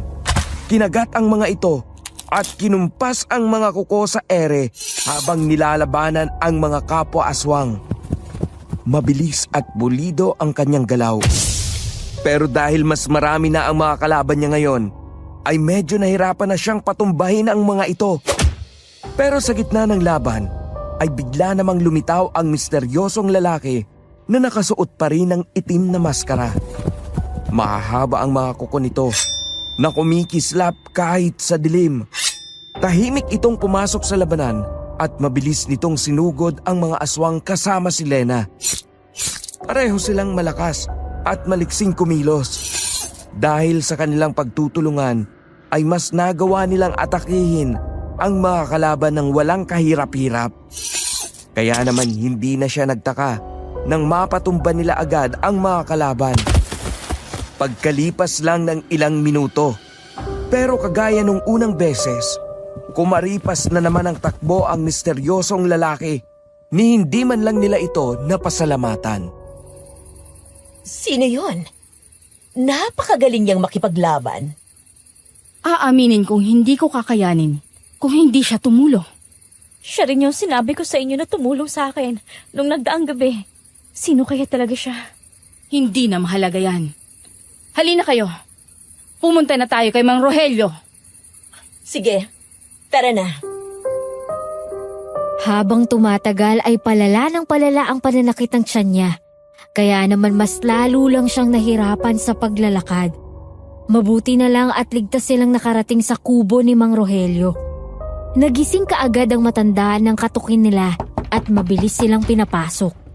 Pero bago pa man sila tuluyang nakapasok ng kubo ay nawalan na siya ng malay.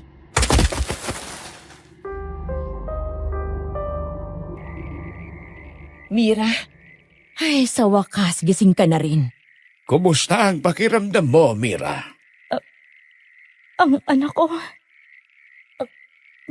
Bakit po ganyan ang reaksyon niyo? Ano pong nangyari sa anak ko? Wala na siya. Ano? Hindi nakaligtas ang anak mo. Pasensya ka na, Mira. Pero bago pa man kayo nakarating dito sa kubo ko ay mukhang wala na ang anak mo. Hindi ko alam kung ano ang eksaktong ginawa sa iyo ng mga aswang. Pero nagtagumpay sila. Hindi niya napigilang umiyak dahil sa sobrang sakit na nararamdaman niya. Kahit hindi pa siya handang maging ina, ay alam niyang mahal niya ang kanyang anak at handa siyang gawin ang lahat para dito. Pero wala na siyang magagawa dahil tuluyan na nga itong nawala sa kanila. Umuwi sila ng bahay na bagsak ang mga balikat niya. Nakiusap siya sa mga ito na iwan muna siya sa kwarto dahil gusto niya munang mapag-isa. Mabuti naman at nirespeto ng mga ito ang hiling niya. Pero kinabukasan ay pinuntahan na siya ni Madam Gina para hingin ang tulong niya sa paghahanda. Kaarawan na kasi ni Lena at nagluluto ito ng pagkain para raw sa espesyal nilang bisita. Kahit mabigat pa rin ang pakiramdam niya, ay hindi niya nahindian ang pakiusap nito. Malaki pa rin ang utang na loob niya sa magkapatid dahil sa lahat ng ginawa ng mga ito para sa kanya. Marunong rin pala kayong magluto ng karne ng tao. Oo, pinag-aralan ko talaga ito. Kung si Lena ay tinuruan ng mga magulang namin na makipaglaban mula pagkabata, ako naman ay tinuruan nilang magluto ng karne ng tao. Pero mas magaling pa rin talagang magluto si Lena kaysa sa akin. Mahal na mahal niyo po talaga siya, no? Kita ko naman po kung gaano kayo kasaya ngayon habang pinagluluto siya. Oo naman. At saka, bukod sa mahal ko ang kapatid ko, malaki rin ang utang na loob ko sa kanya. Bakit po? Ako kasi dapat ang susunod na magiging aswang sa pamilya namin. Akong panganay eh. Pero hindi ko talaga gustong manatili dito. Wala pagkabata. Gusto ko nang tumira sa syudad at magkaroon ng mas maayos na buhay. Pero sabi ng mga magulang ko, ang syudad ay hindi isang magandang lugar para sa isang aswang. Masyadong magulo at maraming tao. Kaya mahihirapan kaming itago ang pagiging aswang namin doon. Kaya si Lenang umako ng responsibilidad ko. Pero gusto niya naman po ito, di ba? Oo. Mabuti na lang talaga at ito rin ang buhay ng gusto niya. Pero kahit na, malaki pa rin ang utang na loob ko sa kapatid ko. Kaya naman uuwi talaga ako dito tuwing birthday niya. Gusto ko kasing maramdaman niya na may ate pa rin siyang nagmamahal sa kanya. At alam ko rin pong kahit hindi niya pinapahalata, ay mahal niya rin po kayo. Pagkatapos magluto ay bumalik na ulit siya sa kwarto. Na-curious siya kung sino ang espesyal nilang bisita, pero hindi na lang siya nagtanong dahil desisyon naman nila kung sino ang gusto nilang imbitahin. Bandang 7:00 ng gabi ay pinababa na siya ni Madam Gina dahil kakain na raw. Maupo ka na dyan, kakain na tayo. Nasaan po si Lena? Nasa labas. Sinasalubong ang bisita natin. Maupo ka na dyan. Nandito na ang bisita natin. Magandang gabi po, ma'am. Maligayang pagdating po dito sa baryo namin. Ma'am Elvira? Oh, bakit parang gulat na gulat ka naman? Anong ginagawa niyo rito? In-invite nila ako? Bakit? May masama ba? Huwag ka mag-alala. Hindi naman ako galit na nandito ka.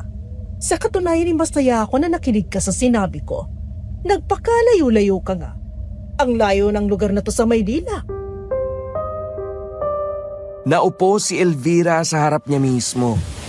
Katabi niya naman si Madam Gina na tuwang-tuwa sa nangyayari. Habang nasa pinakasentro naman ng mesa si Lena, inilapag ni Elvira ang dala nitong pagkain na nasa loob ng isang mamahaling lalagyan. Tumaas naman ang balahibo niya nang mapansin ang malademonyong ngisi nito. Pero namilog ang mga mata niya nang buksan nito ang lalagyan ng pagkain.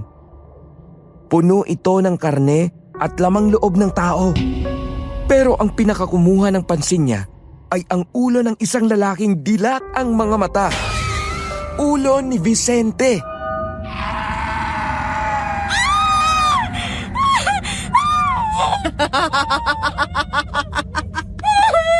Bakit parang takot na takot ka naman? Hindi ka ba masayang makita ulit ang lalaking mahal mo? Di ba ang bait ko? Dinala ko talaga siya dito para sa'yo. Pinatay mo siya! Pinatay mo ang sarili mong asawa! Hayop ka! Ang hinihintay mo. Kainin mo na. Sayong-sayo na siya. Huwag mong sayangin ang grasya. Hindi namin kakainin yan. Para sa'yo lang talaga yan. Sige na, Amira. Kumain ka na. Biglang kumalam ang sikmura niya at parang gusto niyang kainin ito. Napalunok siya ng sariling laway upang pigilan ang kanyang gutom at pagkatakam sa pagkaing nasa harap niya. Nagtawanan naman ang mga ito habang nasasaksihan ang paghihirap niya. Kaya bago pa man siya tuluyang bumigay sa gutom, ay itinapon niya na ang pagkain sa sahig. Walang hiya kang babae ka. Pinaghirapan ko yan tapos itatapon mo lang ng basta-basta? Wala kang utang na loob! Madam Gina! Lena! Anong ibig sabihin nito? Magkasabot kayo? Ganun na nga. Pasensya ka na, Mira. Pero binayaran kasi ako ni Ma'am Elvira para dito ka dalhin sa baryo namin. Plano kasi talaga niyang lahat ng ito. At lalo siyang naging determinado na dalhin ka dito nang malaman niyang aswang si Lena. Alam ko kasing hindi kita basta-basta mapapatumba dahil isa kang aswang. Wala naman akong kakaibang lakas at kapangyarihan para labanan ka. Kaya naisip kong humingi ng tulong mula sa isang katulad mo. Akala ko may malasakit ka talaga sa akin, Madam Gina. Pinagkatiwalaan kita. Tapos ito lang palang gagawin mo sa akin?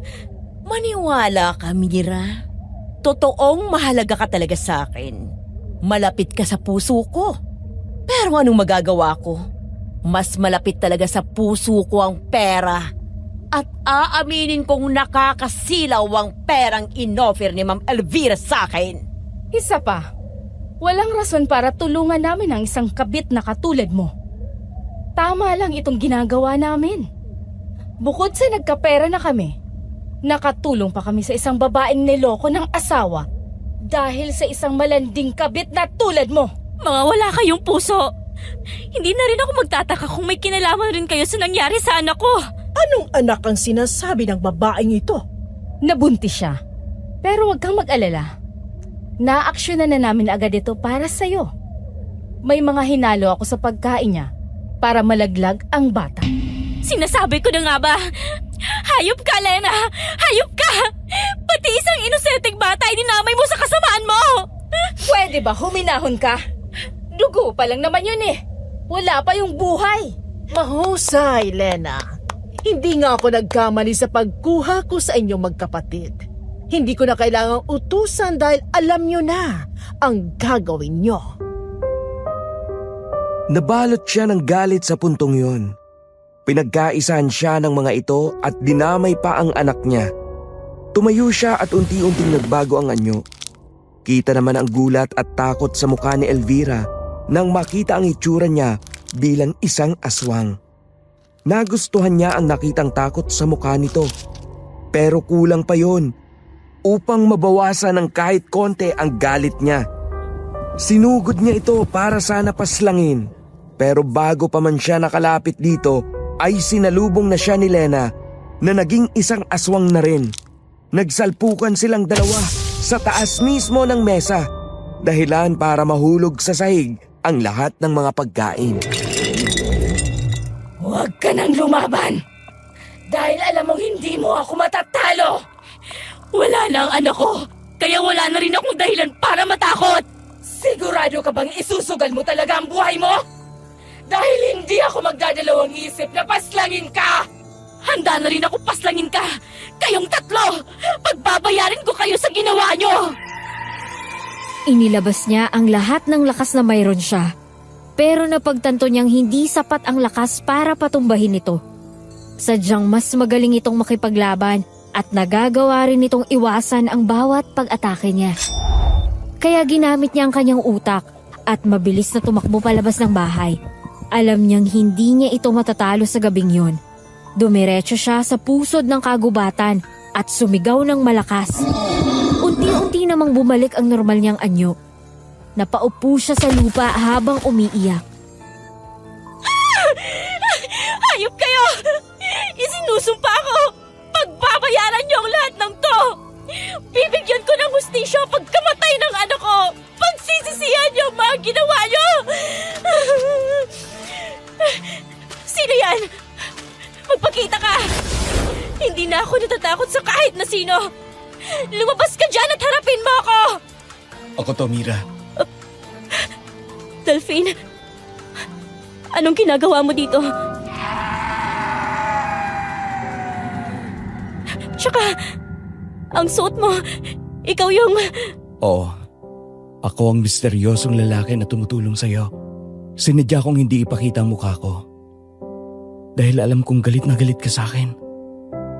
At hindi mo tatanggapin ang tulong ko. Pero pagkatapos kong masaksihan ang mga nangyari sa gabing ito, naisip kong magpakita na sa'yo. Dahil gusto kong malaman mong hindi ka nag-iisa. Na may kakampi ka. Ang kapal ng mukha mong magpakita pa sa akin pagkatapos mo akong saktan. Bakit hindi ka nalang bumalik sa bayong pinanggalingan mo? Kasal ka na sa isang mayamang aswang, di ba? Sigurado akong hinahanap ka na niya ngayon. Makinig ka. Malamang ay nakaabot na sa iyong naging buhay ko sa Maynila. Pero hindi dahil naging kabit ako doon, ay papayag na rin ako maging kabit mo. Tapos na tayo. Hindi ako tumuloy sa kasal. Ano? Sinuway ko ang mga magulang ko nung umalis ka sa baryo natin. At saka ko na lang napagtanto na dapat pala pinaglaban kita. Na hindi ko sila dapat inayaang diktahan ako. Kaya sinundan kita, pero nahirapan akong hanapin ka. At nung natagpuan naman kita, huli na. Dahil tuluyan ka ng umibig sa Vicente na yon. Kung ganun, bakit mo pa ako sinundan dito? Dahil ginawa ko ng mission sa buhay ko na protektahan ka. Ito na lang magagawa ko para makabawi ako sa'yo. Gusto ko lang makita maayos ang buhay mo. Bago ako magpakalayo-layo, hindi ko hihingi na patawarin mo ako. Dahil alam ko kung gaano kita nasaktan. Ang hiling ko lang ay hayaan mo akong tulungan ka. Kung ganun, tulungan mo akong makamit ang hustisya para sa anak ko. Gusto mong makabawi sa akin? Tulungan mo akong paslangin si Lena, Madam Gina at pati na ang Elvira na yon. Masyadong magaling sa pakikipaglaban ng Lena na yon, kaya hindi ko siya madaling mapapatumba. Pero kung tutulungan mo ko, matatalo ko siya. May isa pang paraan. Matagal ko nang minamanmanan ang kubo ni Mang Rogelio. At alam kong marami siyang mga anting-anting doon. Pwede nating hingin ang tulong niya. Kung ganun, puntahan na natin siya. Huwag tayong magsayang ng oras. Sabay silang pumunta sa kubo ni Mang Rogelio. Pero hindi ito pumayag na tulungan sila. Baka sa mukha ng matanda ang takot at pag-aalangan. Pero desperada na siya, kaya nakiusap siya dito at nagmakaawa. Masyadong magulo ang labanan ng inyong lahi, Mira. At hanggat maaari ay ayokong makialam sa laban niyong mga aswang. Isa lang akong hamak na albularyo na gusto lang na manggamot ng mga may sakit. Hindi niyo ba narinig kung ano ginawa nila kay Mira? Mang Rogelio, wala ka bang puso? Mang Rogelio, naiintindihan ko po ang takot niyo. Pero sana naman po ay maintindihan niyo rin ako. Oo, aaminin kong marami akong pagkakamali. Pero hindi nila dapat dinamay dito ang anak ko. Isang inosenteng buhay ang kinuha nila para saktan ako. Nakikiusap kami sa iyo, Mang Rogelio. Ikaw lang ang makakatulong sa amin. Matagal ko nang itinago sa baol ang mga anting-anting ko laban sa aswang. Hindi ko ginagamit ang mga ito dahil masyadong malakas ang kapangyarihan. Ang taglay ng mga ito, isinantabi ko lang sila dahil baka dumating ang araw na kakailanganin ko sila. Pero mukhang sa ngayon, ay mas kailangan nyo ang mga ito. Maraming salamat po. Malaking bagay ito sa akin. Isuot nyo ang medalyong ito. Makakatulong ito upang mas pagtibayin pa ang angkin ninyong lakas bilang mga aswang. Titriple pa ang lakas nyo sa oras na maisuot nyo ito. At sa tulong ng medalyon, mapapatumbad nyo ang mga kalaban ninyo. Salamat po. Pero mangako kayo na ibabalik ninyo sa akin ang medalyon. Hindi ito dapat na nilalabas ng matagal dahil masyadong mapanganib. Oras na magawa nyo na ang kailangan nyong gawin. Bumalik kayo dito at isauli sa akin ito. May tiwala ako sa inyo. Kaya, huwag nyong hayaang pagsisihan ko ang pagtulong ko sa inyo. Makakaasa po kayo. Bumuhos ang isang malakas na ulan kinabukasan. Alam niya na mahihirapang umuwi si Elvira ng dahil dito. Kaya naman sinamantala na nila ang pagkakataon para isagawa ang plano nila. Aaminin niyang nakaramdam siya ng takot kahit papano. Pero mas nanaig sa puso niya ang galit at kagustuhang bigyan ng hustisya ang nangyari sa anak niya. Kaya naman itinuloy nila ni Delphine ang pagpunta sa bahay ni Lena. Handa ka na ba? Hindi na ako makapaghintay na paslangin sila. Pagbabayaran nila ang ginawa nila. Mga hayop sila. Mira, alam kong mahirap at masakit ang pinagdadaanan mo ngayon. Pero hanggat maaari, kontrolin mo ang emosyon mo. Dahil baka ito pa maging kahinaan mo sa laban. Naiintindihan ko. Huwag mo kong alalahanin. Kaya kong sarili ko. Kung ganun, tayo na. Dire-diretso silang pumasok sa bahay. Pero natigilan sila sa kanilang naabutan sa may kusina. Nandun si Elvira at pinapakain nila ng isang buhay na manok. Napapaligiran na ng dugo ang bibig nito. Pero tila ba gutom na gutom ito at ayaw magpaawat sa pagkain. Samantala, prente lang na nakaupo doon sina Madam Gina at Lena na parabang walang pakialam sa nangyayari. Anong ginawa niyo sa kanya? Ba't siya nagkakaganyan? Nagbalik ka na pala. Sinasabi ko na nga ba eh. babalik at babalik ka rin dito. Nagustuhan mo ba ang ginawa namin sa kanya? Niyanggaw niyo siya! Tama ka. Parte talaga ito ng plano namin. Dahil sa totoo lang, wala naman talaga kaming pinapanigan sa inyong dalawa. Tinulungan namin siya makaganti sa'yo. Pero wala siyang kaalam-alam na ito pala ang kapalit ng pagtulong namin sa kanya. Naipaghiganti ka na rin namin sa kanya. O diba, ang saya? Mga hayop kayo! Sinira niyo ang buhay ko! Papatayin ko kayong magkapatid! Yun ay kung kaya mo! Huwag kang magalit sa amin, Elvira. Magalit ka sa sarili mo? Hindi namin kasalanan na nagtiwala ka sa isang aswang. Eto na rin siguro ang karma niya sa mga kasamaan niya. Mira, itutuloy pa ba natin ang plano natin? Hindi sapat na miserable lang ang buhay ng babaeng yan. Ang gusto ko'y mawala na silang tatlo sa mundong to. Buhay ang kinuha nila, kaya ang gusto ko'y buhay rin ang kapalit. Kayong pareho na tayong aswang. Siguro na may magiging patas ng laban. Pwede na kitang paslangin ngayon, Mira! Subukan mo kung makakaya mo! Mabilis na nagbago ang kanyang anyo. Tumayo naman si Elvira at sinugod siya. Pero bago pa siya nito nalapitan ay sinalubong na niya ito ng mahahaba niyang kuko. Tutulong sana si Delphine pero pinigilan niya ito. Laban niya yon at gusto niyang siya mismo ang tatapos sa buhay ni Elvira. Kakaiba rin ang lakas na ipinakita nito lalo pat isa itong bagong yanggaw na aswang. Pero dahil mas may karanasan si Mira ay nagawa niya pa rin itong talunin. Hindi nito namalaya nang tumakbo siya patungo sa likod nito at walang kahirap-hirap na hiniwa ang leeg nito gamit ang matatalas niyang kuko. Mahusay! Hindi ka naman pala totoong mahina at walang silbi. Aba, nakakahiya naman kung natalo ka ng isang bagong yanggaw, di ba? Ngayon, ikaw naman ang pagbabayarin ko sa kasalanan mo! Sigurado ka ba dyan? Baka tumakbo ka na naman. Hindi na ako tatakbo ngayon.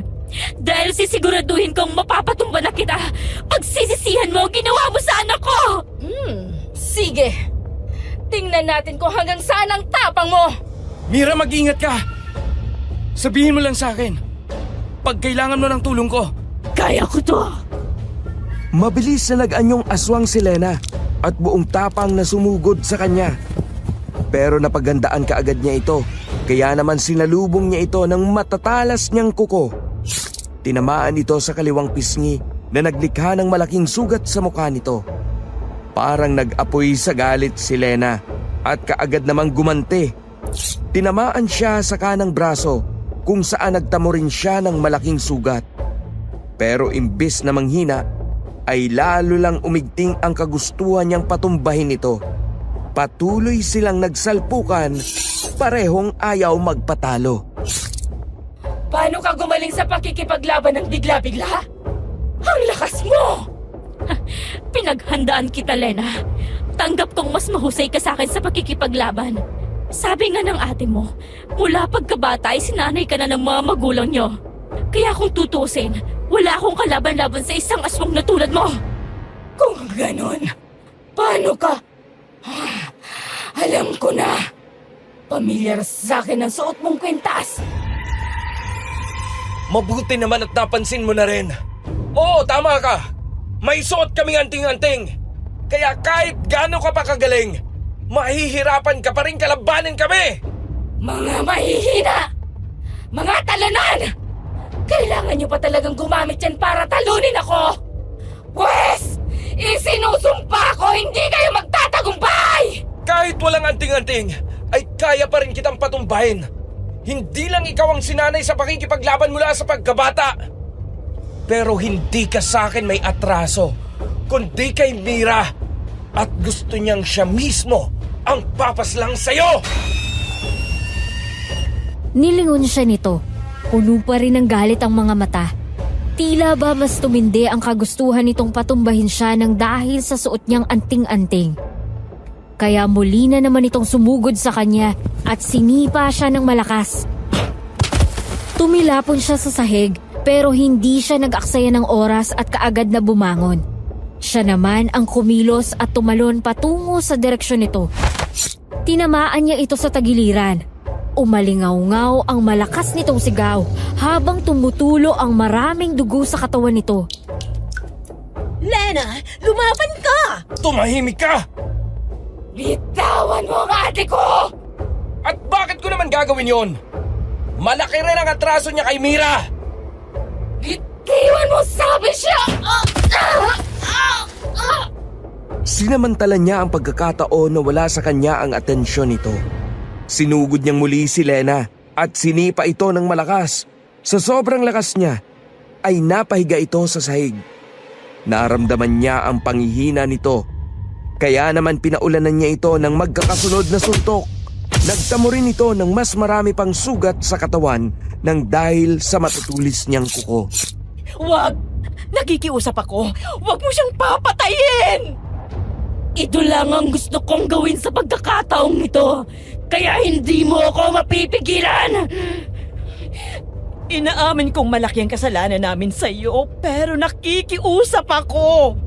Huwag mong patayin ang kapatid ko. Siya na lang ang pamilyang natitira sa akin. Kung ganon, mas binigyan mo lang ako ng rason para paslangin siya. Dahil gusto kong maging miserable ang buhay mo! Hayop ka! Ginilitan niya ito ng leeg gamit ang kanyang kuko. Sumigaw naman ng sobrang lakas si Madam Gina at nagmamadaling tumakbo papunta sa kapatid nitong dilat na ang mga mata at wala ng buhay. Iyak ito ng iyak at parang hindi alam ang gagawin.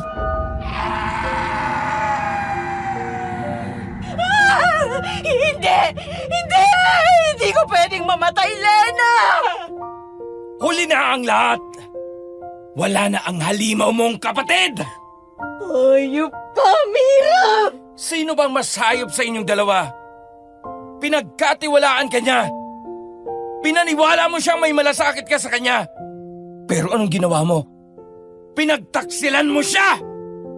Unti-unting bumalik sa normal ang itsura ni Mira. Pero hindi pa rin humupa ang galit sa dibdib niya. Lumapit siya kay Madam Gina at hinawakan ang mukha nito. Kulang pa to sa mga atraso nyo! Kung ganon, patayin mo na rin ako. Kinuha mo na sa akin ang kapatid ko, kaya isunod mo na ako sa kanya! Masyadong madali yan. Hindi sapat ang kamatayan bilang kabayaran sa ginawa mo sa akin. Kaya bubuhayin kita. Ano? Gusto kong mamuhay ka ng miserable sa loob ng mahabang panahon. Walang hiya ka! Habang buhay mo ring dadalhin ang sakit ng pangyayaring to. Patuloy mong sisisihin ang sarili mo dahil alam mo na ikaw ang dahilan kung bakit siya namatay. Hindi totoo yan! Dinamay mo lang siya dito dahil nasilaw ka sa pera. Ginamit mo lang ang lakas niya bilang isang aswang. Ikaw ang nagtulak sa kanya sa bingit ng kamatayan. Tama na! Tumigil ka na! Bakit? Masakit bang marinig ang katotohanan? Na hindi naman talaga ako ang pumatay kay Lena, kundi ikaw! Lena, hindi ko sinasadya. Patawarin mo ako. Patawarin mo ang ate. Ayan, sige, magluksa ka. Humingi ka ng tawad. Masanay ka na. Dahil yan lang ang gagawin mo hanggang sa huling hininga mo. Hinayaan nga po niyang mabuhay si Madam Gina upang habang buhay itong magdusa. Naniniwala siyang mas masahol pa sa kamatayan ang parusang ipinataw niya dito. Iniwan nila ito ni Delphine sa loob ng bahay na umiiyak pa rin ng sobrang lakas at humihingi ng tawad kay Lena. Dumiretso naman silang dalawa sa kubo ni Mang Rogelio at ibinalik dito ang anting-anting. Maraming salamat sa pagtupad nyo sa ating napagkasundan. Wala naman po akong planong angkinin to. Ang gusto ko lang talaga ay makamit ang hustisya para sa anak ko. Isa kang ina.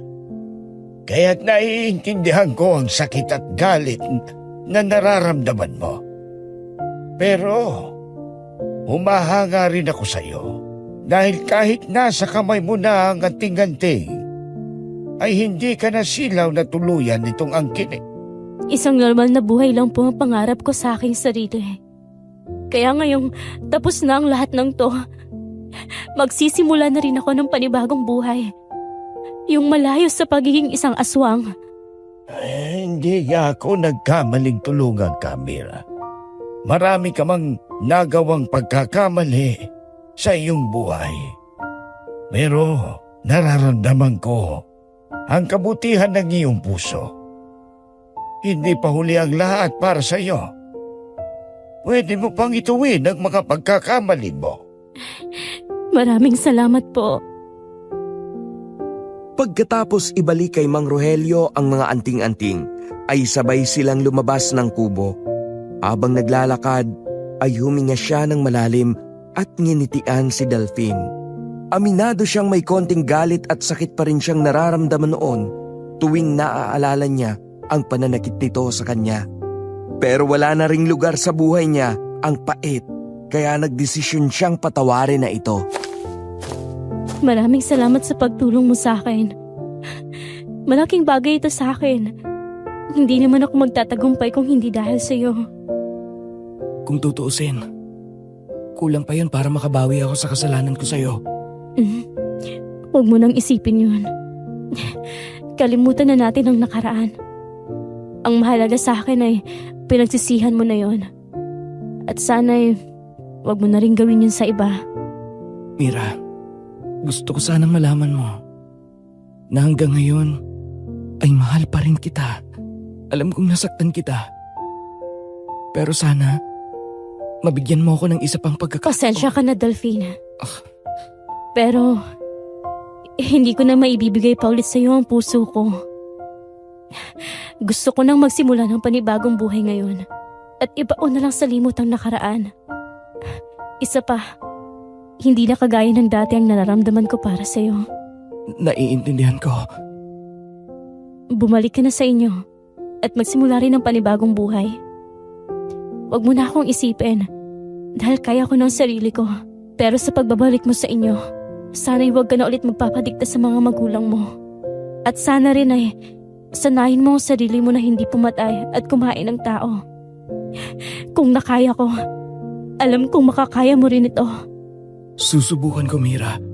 Gagawin ko ang lahat ng makakaya ko upang pigilan ang sarili ko. At alam naman natin na ikaw ang nakatakdang susunod na magiging pinuno ng mga aswang sa baryo nyo. Kaya sana, sa oras na magiging pinuno ka na, ay magagawa mo rin itong ituro sa mga nasasakupan mo. Malaking bagay ito, Delphine. Maniwala ka. Makakaasa ka, Mira. Hindi man ito magiging madali. Pero gagawin ko ang lahat para magtagumpay. Ito na ang huling pagkikita ni Mira at Delphine. Ang alam niya ay umuwi na nga ang binata sa baryong pinanggalingan nito. Hindi rin siya sigurado kung tinupad nga nito ang pangako nito sa kanya. Pero kahit kailan ay hindi naman siya nawala ng pag-asa dito. Samantala, lumipat naman si Mira sa syudad ng Iloilo kung saan siya nagsimula ng panibagong buhay. Hindi po ito naging madali at sa katunayan kung ano-anong trabaho na lang ang pinasok niya. Hanggang sa nakapasok siya sa isang malaking factory kung saan sila nagkakilala at naging malapit na magkaibigan ng lola ko. Ayon sa kwento ni Lola, ay nagawa raw talagang mamuhay ni Mira na parang isang normal na tao. Hindi na talaga ito natatakam sa karne ng tao at tuluyan nitong itinakwil ang gawain ng mga aswang. Tumandang dalaga si Mira dahil nagdesisyon itong hindi na umibig pang muli. Pero naging masaya at payapa naman daw ang buhay niya hanggang sa huli niyang hininga. Siguro'y mahirap paniwalaan na magagawa nga ng isang aswang ang lahat ng ito. Pero isa pong patunay si Mira na kung gugustuhin lang natin ay makakaya nating baliin at tuluyang itakwil ang mga masasamang bagay na nakasanayan natin. At lahat tayo ay may pagkakataong baguhin ang mga sarili natin upang mas maging mabuting tao. Sana po ay nagustuhan niyo ang kwentong ipinadala ko. At sana'y may natutunan rin kayo. Maraming salamat at God bless sa ating lahat. Aswang Radio. Aswang Radio. Aswang Radio. Wow! Woo! Grabe naman. Isang napaka-inspiring na kwento ang napakinggan natin today, Poy. Naman. Woo! Isa talaga to sa gusto ko sa mga natatanggap nating kwento dito sa Aswang Radio eh. Bukod sa kikilabutan ka sa takot, Poy, in the end, may mga lessons sa buhay na makukuha tayo. Agree ako dyan, Pao. Kagaya na lang nitong kwento ni Mira, isa itong patunay na wala naman talaga sa atin ang hopeless case. Habang nabubuhay pa tayo, we always have a chance para baguhin ang sarili natin for a better. Correct! Yung aswang nga na kayang magbago. Tayo pa ba? Tama! At nagustuhan ko rin yung character development ni Delphine. It's good na na-realize niya ang pagkakamali niya at sinubukan talaga niyang bumawi. And in all fairness ha, bawing-bawi din naman siya dahil sa ginawa niyang pagligtas sa buhay ni Mira. Good thing na rin na hindi nila pinilit na magbalikan just because nagka-reconnect sila. Totoo nga naman na may mga tao talagang dumarating sa buhay natin para lang i-serve ang purpose nila. Hindi ibig sabihin ito na kailangan nilang manatili sa buhay natin. Yes na yes! At least, di ba Poy, may mga natutunan sila sa isa't isa. Pero, sa tingin nyo ba? Nagawa nga kayang tuparin ni Delphine ang pangako niya kay Mira? Tingin mo, Poy? Naging pinuno ba talaga siya ng mga aswang? At nagawang i-encourage ang mga nasasakupan niya na wag na kumain ng tao? Well, ako gusto kong magpaka-optimistic kaya. Sige, tuloy. Oo. Sige. Oo, ang sagot ko dyan eh. Kayo, ano sa tingin ninyo ang nangyari kay Delphine? Comment nyo nga sa comment section. At, Poy, siguro pwede na rin nilang idagdag yung mga natutunan nila sa kwentong napakinggan natin ngayon. Oo naman. Tara na, magkwentuhan tayo sa comment section. Pero syempre, bago natin tapusin ang episode natin today, gusto ulit namin kayong pasalamatan sa walang sawang suporta ninyo sa Aswang Radio at sa pagmamahal nyo rin sa amin ni Paula. Oo nga, nakakataba po ng puso ang suporta nyo. Grabe, thank you po ng marami. Ako po si Popoy na nagsasabing, pwede mo akong gawing midnight snack, pero dapat ako ang unang kakagat. At ako naman si Paula na nagsasabing, hindi ako nangangain, maliban na lang kung ikaw ang uulamin. And this is Aswang Radio. Aswang Radio, ang radyo ng mga aswang. Halina